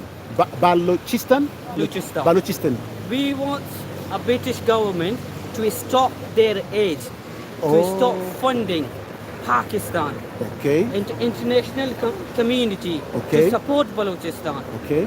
We all supporting Ukraine. Why not Balochistan? Wow.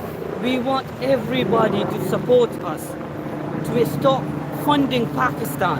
Why? Our fund goes to a military of Pakistan, and they've been systematically genociding Baloch nation.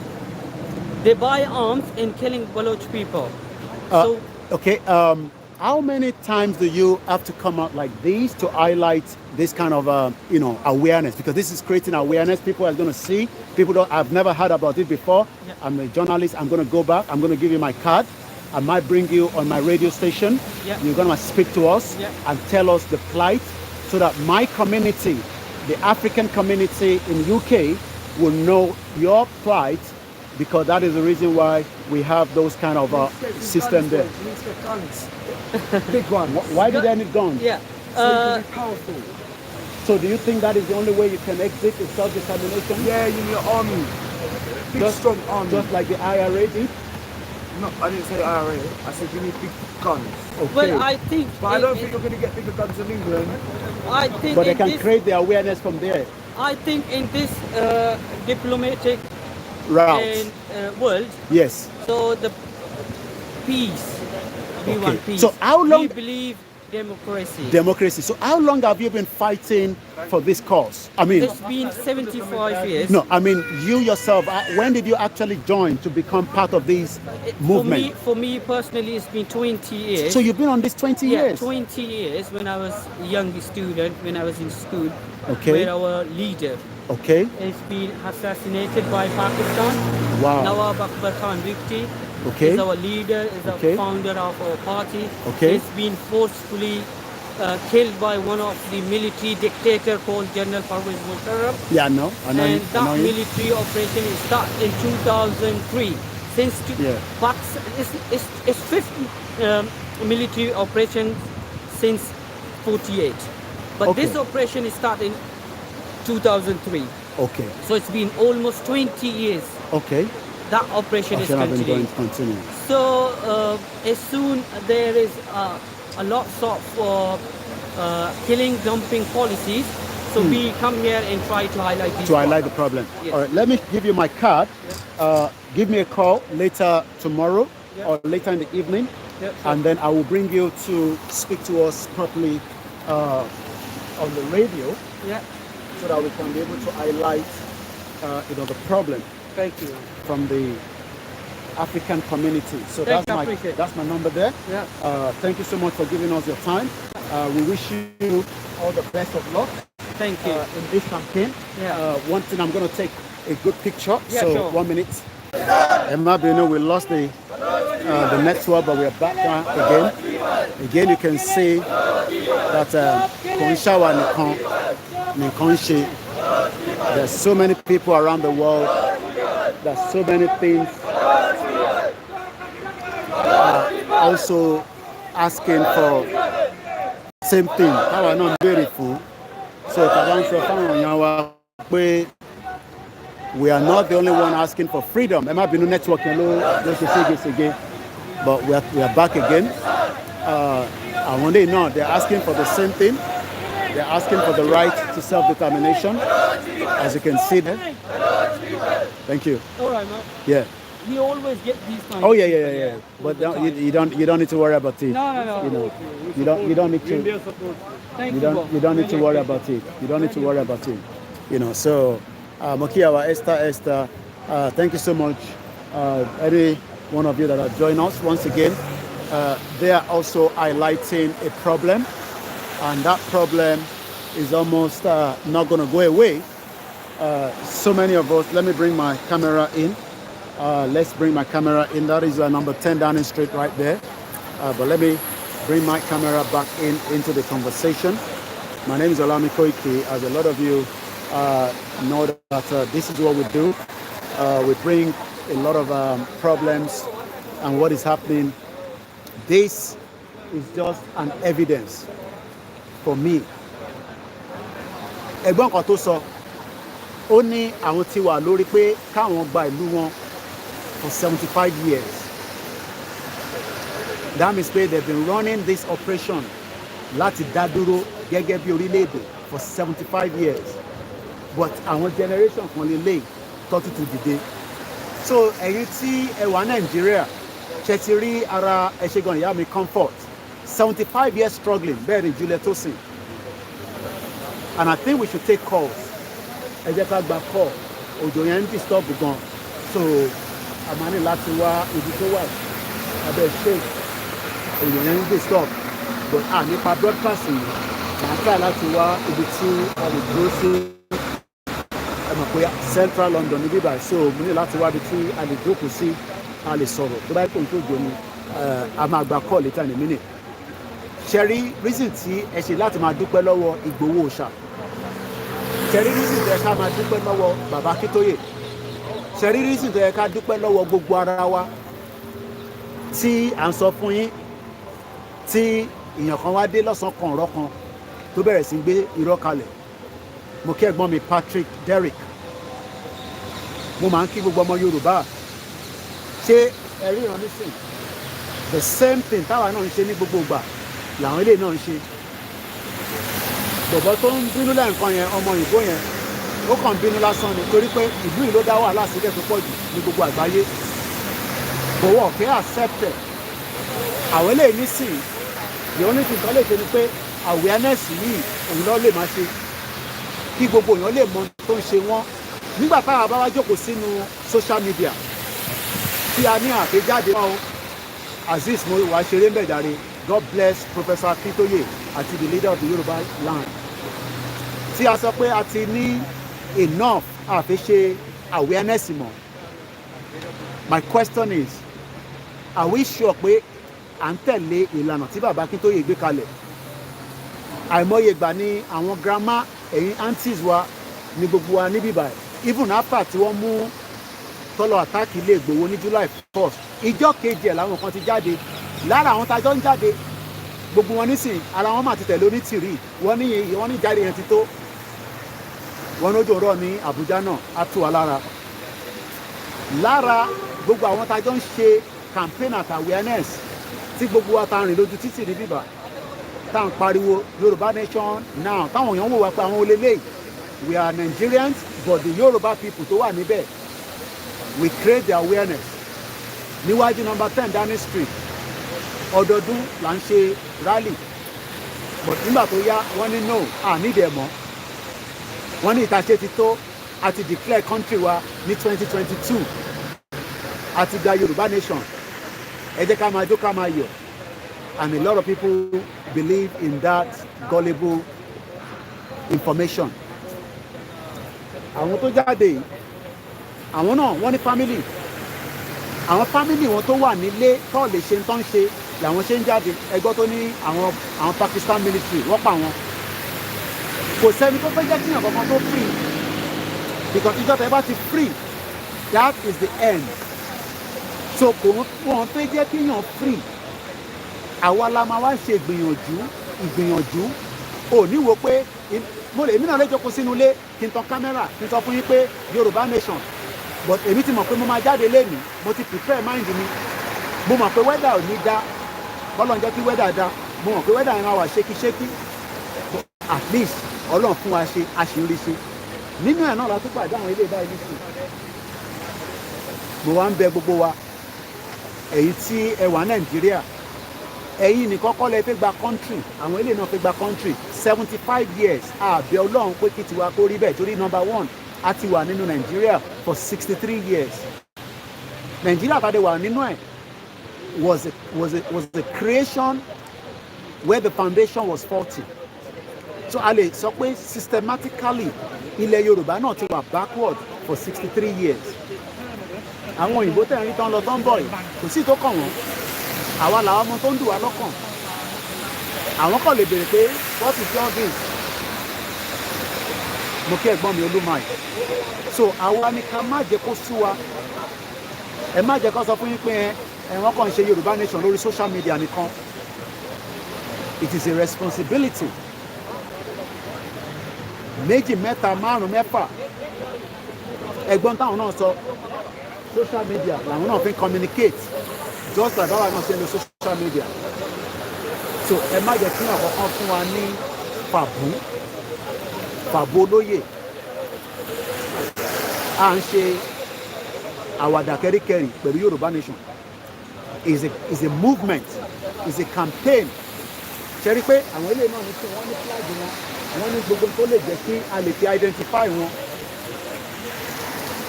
bẹ́ẹ̀ ni Onitiri is working on the brain marabouting their mind ẹ ṣe gan yàwá ológun jàmà Azeez mo kí ẹlẹ́ǹkan sí so eléyìí táwa náà ṣe is because a fi highlight nǹkan kan ni and we will not be tired mo sọ fún yín pé àwa àtẹ̀yìn gbogbo wa lágbára Ọlọ́run àjọmọdélẹ̀ lérí ni but we must not stop campaigning so èyí tẹ̀ ń wà in a hurry pé ó yẹ ká ti declare kí ló dé tí bàbá Akíntóyè yóò declare ṣèbí bàbá yẹn sọ pé òun máa declare if tó bá náà máa declare tí wọ́n dẹ̀ gbé àwọn kan yẹ̀wò tó dẹ̀ rí pé tá a bá declare ẹ fẹ́ ká wà isolated ni èyí tó declare nísìnyí látọdún kan kí lẹ rí tó náà ń declare kí lẹ rí irọ́ ló wà níbẹ̀ fàbú ló wà níbẹ̀ so a máa tẹ̀síwájú bí àríbi tí a lè jókòó kí a lè pè wọlé torí Sunday broadcast special one là ń ṣe lénìí láti number 10 Downing Street níbi tá a ti ń fi gbogbo bí ó ṣe ń lọ wọ̀nyí látẹ̀ǹkan mo dúpẹ́ lọ́wọ́ gbogbo yín tí ẹ̀ ń bẹ lórí ètò ẹ má yẹ kó sú wa ẹ má yẹ kó rẹ̀ wá we must not stop. Nigeria named that joining us nation together make backwards to the youth for progress bẹ́ẹ̀ ni ó ti jẹ́ ká wà backward. So once again, as you can see, we highlight this and we move further away from here. So you can see, so àwọn ilé náà they are here highlighting a problem. Tí wọ́n bá jáde, ta ló máa bá wọn jáde? Àwọn ló gbọ́dọ̀ jáde fúnra wọn nínú òjò, nínú òrùn láti wá highlight a problem wọn. All the best. Yeah. It's the same problem with Nigeria. Nigeria has 350 ethnic groups put together by the British government in 1914. We are Yorubas. We are fighting the same thing you are fighting for in Nigeria. The Yoruba people have been existing for thousands of years. Nigeria is only 100 years old. But nobody wants Nigeria to break because that is their cup of tea. They are using Nigeria for their resources. We come here and do rally. That is what I'm telling my people on the social media. I'm a journalist. I have lived here for 25 years. The problem you are facing is because of the colonial rule. They destroy all the borders and they don't want to accept it. And that is why there's humanity problem. I follow Pakistan, but I didn't even know that there's another problem like this. So, like I said, I'm going to invite your leader to come and speak to me on the radio. We must continue the peaceful and the dialogue negotiation. Freedom must come in our lifetime. freedom must come in our lifetime? You say yes. Freedom must come in our lifetime. Without freedom, we are not free. You can't go back home. What about the generation? Oh, it's okay. What about the next generation? We look at him. We must be concerned about him. The next generation, we must be concerned. So we must not stop. We must continue. Don't get tired. Don't get tired. I wish you all the best. Take care. So the problem. Problem. There are so many people that are asking for right to self-determination. Once again, tripod in a call. So I come out towards the parliament, area here. As I leave number 10 Downing Street, I would like to appreciate every one of you that is still with us. Moki Gugualen Konsi, Moki, Yato Bimilomo, Moki Gugoyin, Emma Bino, phone on for so okay. So only screen protector, so it's okay. Now let's move further. Tabati Debiti Aligbako, Timoni space lately, Joko dear, Ali Agbakos, Ali Bawa Soro. Ẹ lè sọ opinion yín pẹ̀lú nǹkan tẹ́ tún rí lẹ́ni ṣe rí pé wọ́n ní ibi táwa náà ti ń campaign pa fẹ́ kúrò ní Nàìjíríà àwa nìkan kọ́ o so wọ́n níbi tó bá mọ̀dé òun náà ló mọ̀dé o so ìdí táwa ṣe máa ń jáde ní gbogbo ìgbà láti highlight problems tí bá jókòó sínú ilé èyí tí mo rí lè ní mí gan lè rí and I will continue to engage because màá fẹ́ kí bọ̀bọ́ yẹn kó wá bá wa sọ̀rọ̀ mo ti fún ní card mi á pè mí so that ká lè tún mọ ẹgbọ́n táwọn náà sọ diplomacy máa ń pẹ́ but if that is the only option tá a bá ṣì ní nísìn there is nothing we can do so we can just continue with the diplomacy títí tí a máa fi rí solution àti ọ̀nà míì so àti kúrò ní number 10 Downing Street so òjò ẹ̀ ṣì ń ṣe fírífírí díẹ̀ so I have to find like a shed tí mo lè rọra dúró sí tí a máa fi gba bí calls méjì mẹ́ta ká tó máa tẹ̀síwájú díẹ̀díẹ̀ sí mo kí ẹ̀yin tí ẹ ṣì wà pẹ̀lú wa tẹ́ ń wò wá ní gbogbo platforms wa we're streaming on multiple platforms so òjò àlùbáríkà ni a máa rí ibì kan ní ìjábẹ̀gì náà ni tó bá lè máa gba òjò yẹn mọ́ra díẹ̀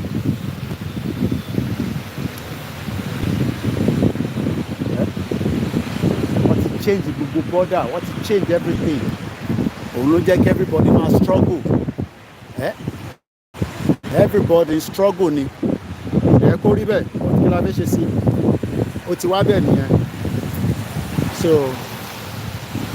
àwa la máa wá sọ pé àfẹ́ èyí tí yàn bá dẹ̀ fẹ́ òun ló máa fẹ́ àná àfẹ́ Nàìjíríà mọ̀ wọ́n múyàn sí yẹn kò sí jà nínú ẹ̀ àṣe Nàìjíríà mọ̀ nìyẹn Nàìjíríà ò pé wa so tó bá pé wa ni mo kí àwa Sekinat Nàìjíríà ò pé wa is a country ó ti bà life rẹ̀ jẹ́ ó ti destroy many lives Nigeria ti destroy many lives kò dẹ̀ lè work so the best bet náà ni pé kólúkálukú ṣe kí ni kólúkálukú máa lọ nílò ẹ̀ that's the only option kólúkálukú máa lọ nílò ẹ̀ unity yẹn is not working ó ti fail so mo ń bọ̀ mo fẹ́ tight tripod yẹn díẹ̀ so mo fẹ́ make sure kó tight so ká lè tọ̀ nígbà tó jábọ́ lẹ́ǹkan yẹn ó ti loose so now ó ti tight díẹ̀ nísìn so mo kí gbogbo wa lẹ́ǹkan sí pé a kú weekend another weekend. So Rupawa nìkan ni à ń fẹ́ Yorùbá nation. I try God. Àwọn tó fẹ́ ìlú náà pọ̀. So olúkálukú ló máa wá gbìyànjú. So olúkálukú máa ṣe gbìyànjú tiẹ̀. So that ìgbìyànjú tá a bá wá ṣe yẹn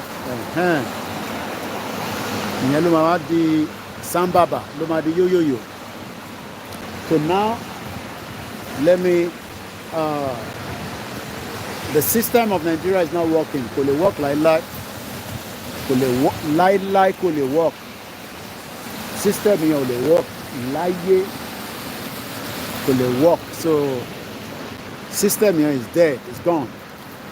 But many people do not want to accept it. Problem tá a ní nìyẹn. Because wọ́n sì ń fáwọn kan ní false hope pé ó máa ṣiṣẹ́. Okay, òjò ń rọ̀ ní Nàìjíríà náà. All right, interesting.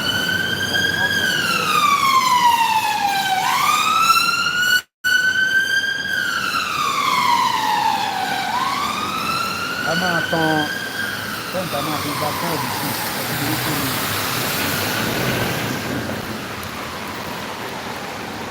ẹni bá expect pé kí Nàìjíríà tó ṣiṣẹ́ ẹ̀yìn ìtàn ara wọn. Nàìjíríà ò lè ṣiṣẹ́, it is too late. So ẹ yẹ ká gba call bíi méjì mẹ́ta speaker wà on, so ẹ tó bá fẹ́ pè ǹtẹ̀ bá ní studio number while you are watching ní ọ̀nkan lọ́hùn òun ní parliament wa òun lẹ̀ ń wò yẹn lọ́nkan. Mo fẹ́ lọ too much torí mo lè má lọ rí abẹ́ ìbòjì dúró sí, so abẹ́ ìbòjì mo wà níbí báyìí. So bàbá rẹ̀ tó fẹ́ bá wa dá sétò ẹ bá fi studio number síta yìí tẹ́ bá mọ̀ èmi gan mọ́ lórí anyway.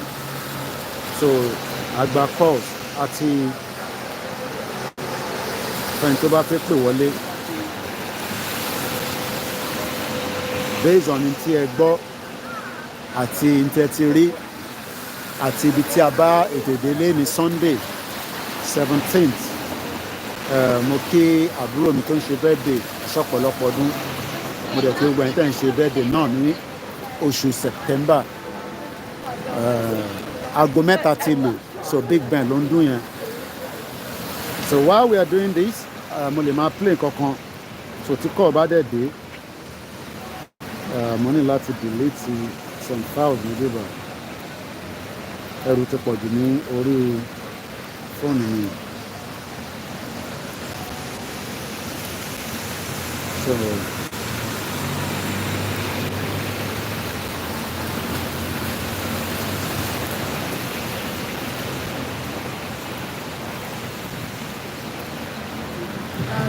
unity ló dára káyọ̀ fi mọ̀ ṣọ̀kan kájọ wọ́n la fi sọ́yà ẹnìkan ìjà wa dé. Unity ló dára káyọ̀ fi mọ̀ ṣọ̀kan. Unity ló dára káyọ̀ fi mọ̀ ṣọ̀kan àgbájọ wọ́n la fi sọ́yà ẹnìkan ìjà wa dé. mo kí bàbá wa Jimoh Adéọ̀ṣun. Unity ló dára káyọ̀ fi mọ̀ ṣọ̀kan. Unity ló dára káyọ̀ fi mọ̀ ṣọ̀kan àgbájọ wọ́n la fi sọ́yà ẹnìkan ìjà wa dé. Unity ló dára kájọ fi mọ̀ ṣọ̀kan. Unity ló dára kájọ fi mọ̀ ṣọ̀kan àgbájọwọ́ la fi sọ́yà ẹnìkan ìjà wà dé. Ayírí fọwọ́ mọ́ ìjọ Mr. Popular lójú ọmọ ìjọ níyàwó oṣù ọwọ́ sún ló lè gbálẹ̀ wọn.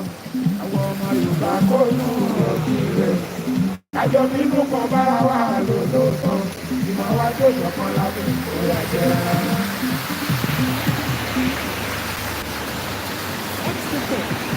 Ká jẹ́ kí advert yìí kọjá lọ. Ayírí fọwọ́ mọ́ ìjọ Mr. Popular lójú ọmọ ìjọ níyàwó.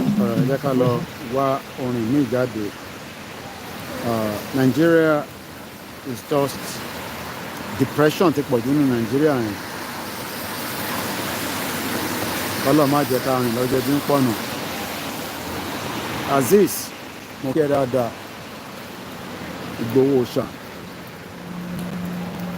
irú mọ́lẹ̀ Yorùbá ọ̀pọ̀lọpọ̀ lára wa. Àwọn Fúlàní ò bá ti kó wa lọ tipẹ́tipẹ́, àbá ti kó wa lọ síbi tá a mọ̀, àwa máa lọ máa gbára wálẹ̀ lẹ́yọ kọ̀ọ̀kan. But luckily Ọlọ́run jẹ́ kó rí bẹ́ẹ̀. So we are very grateful. I was grateful fún gbogbo. So ẹ jẹ́ ká lọ gbọ́ nǹkan kan níbọ̀. Òjò yìí pọ̀ kò dá wọ́n lẹ̀ rárá. Ìgbìyànjú sì ń ta wálẹ̀ sásá ni. Once again, a very good morning, a good afternoon, good evening, and welcome once again.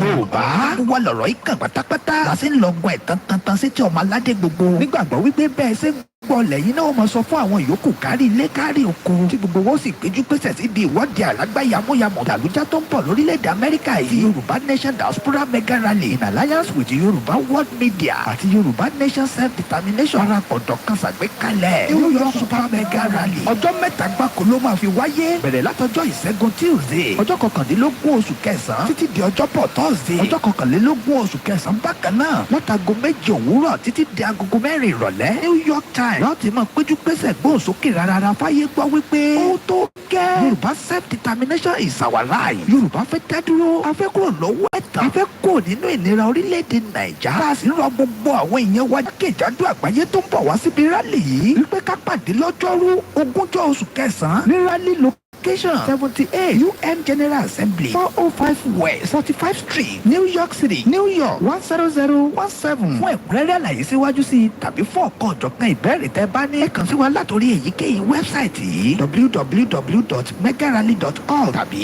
www.yorubaworldmedia.com ó sì lè jẹ́ www.ysdm.org ní ẹ lè pè tàbí kẹ́ fi àtẹ̀jíṣẹ́ sọwọ́ sí Prophet Ayọ̀délé Ológunlolúwa lórí +1-803-846-1116 Mrs. Jùmọ̀kẹ́ Ògúnlẹ́yẹ lórí +1-347-703-7819 Dr. Sabi lórí +447-440-715-542 Mr. Gani Alágbàlá lórí +1-3-875-3339 Koikimedia lórí +447-594-050-979 Ìyálóde YSDM lórí +447-442-177-677 Mr. Abiodun Òjó lórí +1-347-301-8360. Ẹ má gbàgbé wípé a fẹ́ kí gbogbo ènìyàn tó pọ̀ lágbàáyé ti wà ní pẹ́sẹ́pẹ́ ní venue lọ́jọ́ Wednesday ogúnjọ́ oṣù kẹsàn-án lọ́jọ́ tó jẹ́ dídé kan láti sọ fún gbogbo ayé wípé ó tó gẹ́.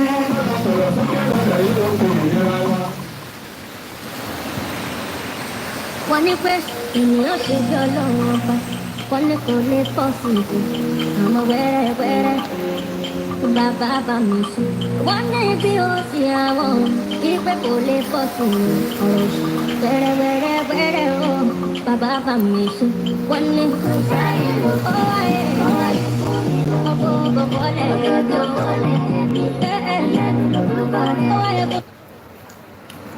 wọ́n ní pé ènìyàn ṣe bí Ọlọ́run ọba wọ́n ní kò lè pọ̀ sí ìbò àmọ́ wẹ́rẹ́wẹ́rẹ́ bàbá bá mi sùn wọ́n ní bí ó sì àwọn ìpè kò lè pọ̀ sí ọ̀rọ̀ wẹ́rẹ́wẹ́rẹ́ o bàbá bá mi sùn wọ́n ní kò sáyé ó wáyé.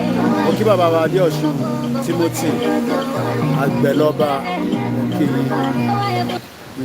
mo kí yín dáadáa Àgbẹ̀lọ́ba mo kí yín ẹ káàbọ̀ sórí ètò mo kí gbogbo tí ẹ wà lórí ìjókòó ọ̀yá Ìgbòho túbọ̀hùn sókè.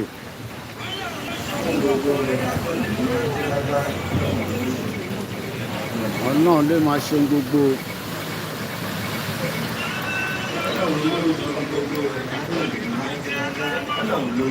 Mo kí gbogbo alẹ́ nǹkan sí pé èmi ló kàn in a country of over 250 million people bẹ́ẹ̀ ni kò possible. Ìdí tẹ́nìkan bá ṣe dé tó bá ní ó ti sóhun níbẹ̀ lẹ́lòmí máa ti dáwó tó máa ti gbé dání.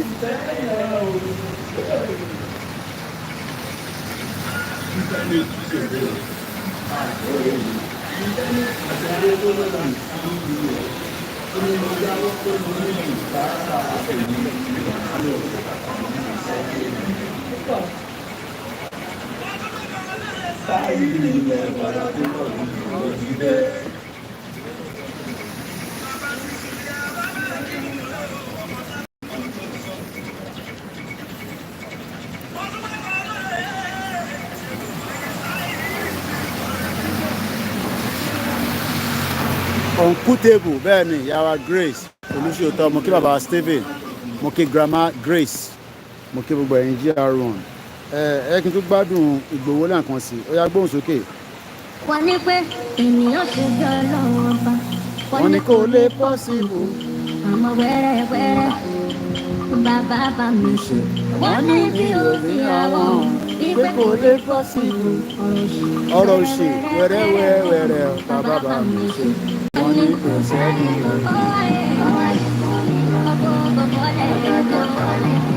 alápàjì uncountable ó yá gbóhùn sílẹ̀ nǹkan sí. wọ́n ní pé ènìyàn ṣe bí Ọlọ́run ọba. wọ́n ní kò lè pọ́sibú. àmọ́ wẹ́rẹ́wẹ́rẹ́ bàbá bá mi ṣe. wọ́n ní bí òfin àwọn ìpè kò lè pọ́sibú. ọ̀rọ̀ òṣì wẹ́rẹ́wẹ́rẹ́ ọ̀rọ̀ òṣì nìyẹn. bàbá bá mi ṣe. wọ́n ní. mo ò tẹ̀ mẹ́ni tó kọrin rárá orí yẹn ti dùn kó dẹ̀ kú púpọ̀ ta ló mẹ́ni tó kọrin a kò rí pé Ìgbòho ń jó sí ni ó yá. ìlú Ọlọ́run ọba. wọ́n ní kó lè pọ́sibú. Ọlákúnlé mo kẹ́ ń bẹ̀.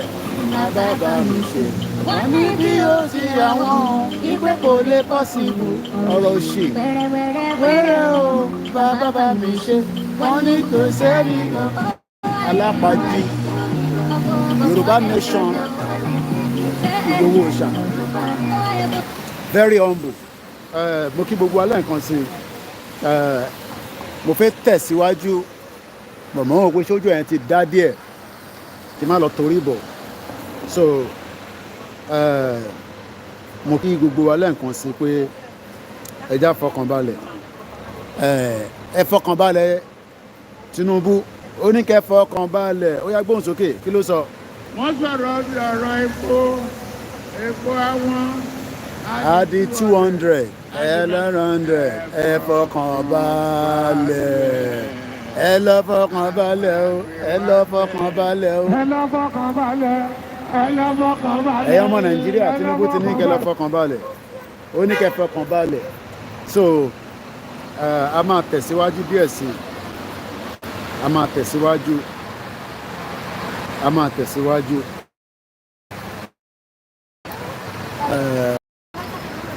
tó bá dẹ̀ jẹ́ pé a máa láti disconnect gbogbo ẹ̀ torí pé a fi gba court but òjò yóò jẹ́ kí a rí ibi ròde so let me bring the camera back to my face a little bit this is me just under the igi òróǹbó àgbẹ̀ ní bí òróǹbó níbẹ̀ la gbé níbẹ̀ abẹ́gi tí mo kọ́ ra dúró sí lélẹ̀ abẹ́gi tí mo kọ́ ra lẹ̀ sí ẹ jẹ́ ká fọkàn balẹ̀ ojú ló ń kán bòjì òun máa débẹ̀ ọ mọ̀ pé definitely pé èyí tá a fi mẹ́nu kúrò nínú Yorùbá nation wọ́n mọ̀ pé àwọn eléyìí yàtọ̀ sáwọn olóṣèlú tó máa ń ṣe òṣèlú 419 fún wọn. Hello, how are you?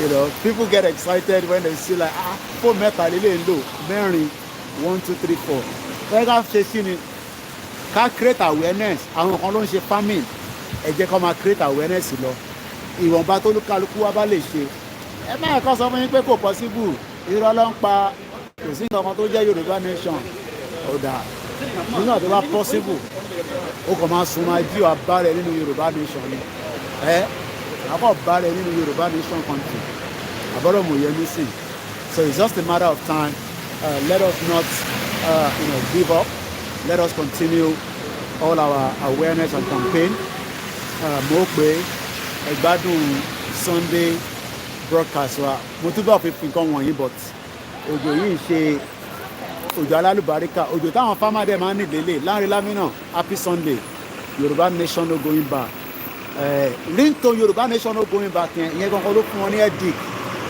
ẹ ti understand me sí ìyẹn gangan ló fún wọn ní concern àwọn tó ń pariwo Yorùbá nation yìí ó yẹ kó ti sún wọn níbo àwọn kan ni mo fi lẹ̀ bẹ́ẹ̀ ní sí wọ́n sì wà ń bẹ̀ nínú òjò àwọn lọ́wọ́ lábẹ́ ẹ̀bẹ̀ yẹn wọ́n ní láti 75 years mo kí bàbá wa Àyìndé Usman so ẹ̀yin ẹ fọkànbalẹ̀ Isiaka mo kí Emperor mo kí gbogbo yín ẹ̀yin tẹ́ wà lórí TikTok Ọlọ́run á jẹ́ kẹ́ni tó ń wá visa UK Ọlọ́run jẹ́ kọ́ fún ẹ èmi ò kí ń ṣe visa agent but tó bá dé London àbí England tó bá pè wá a lè fún ẹ ní advice bíi méjì mẹ́ta tí wọn náà máa fi lè ní balancing láti sọ pé òun gbé ní UK bọ̀ pé visa láti wá sí UK ni ò mọ̀ ń pa ẹ̀ owó visa dẹ̀ máa lọ sókè àbó ìtì gbọ́ wọ́n ti increase the visa fee by £15 so mo máa ṣe hello where are you from Kuwait Oman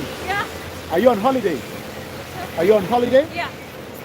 have fun Good luck. Thank good you. luck ṣùgbọ́n salamu alaikum wọn náà wá láti Oman àwọn ọmọ tẹrí tó lọ yẹn àwọn tí wá dẹ̀ lọ sí Oman lọ ṣiṣẹ́ mo láwọn sisters wa tó wà ní Oman ọlọ́mọ ẹ̀ka jìyà pa ọlọ́run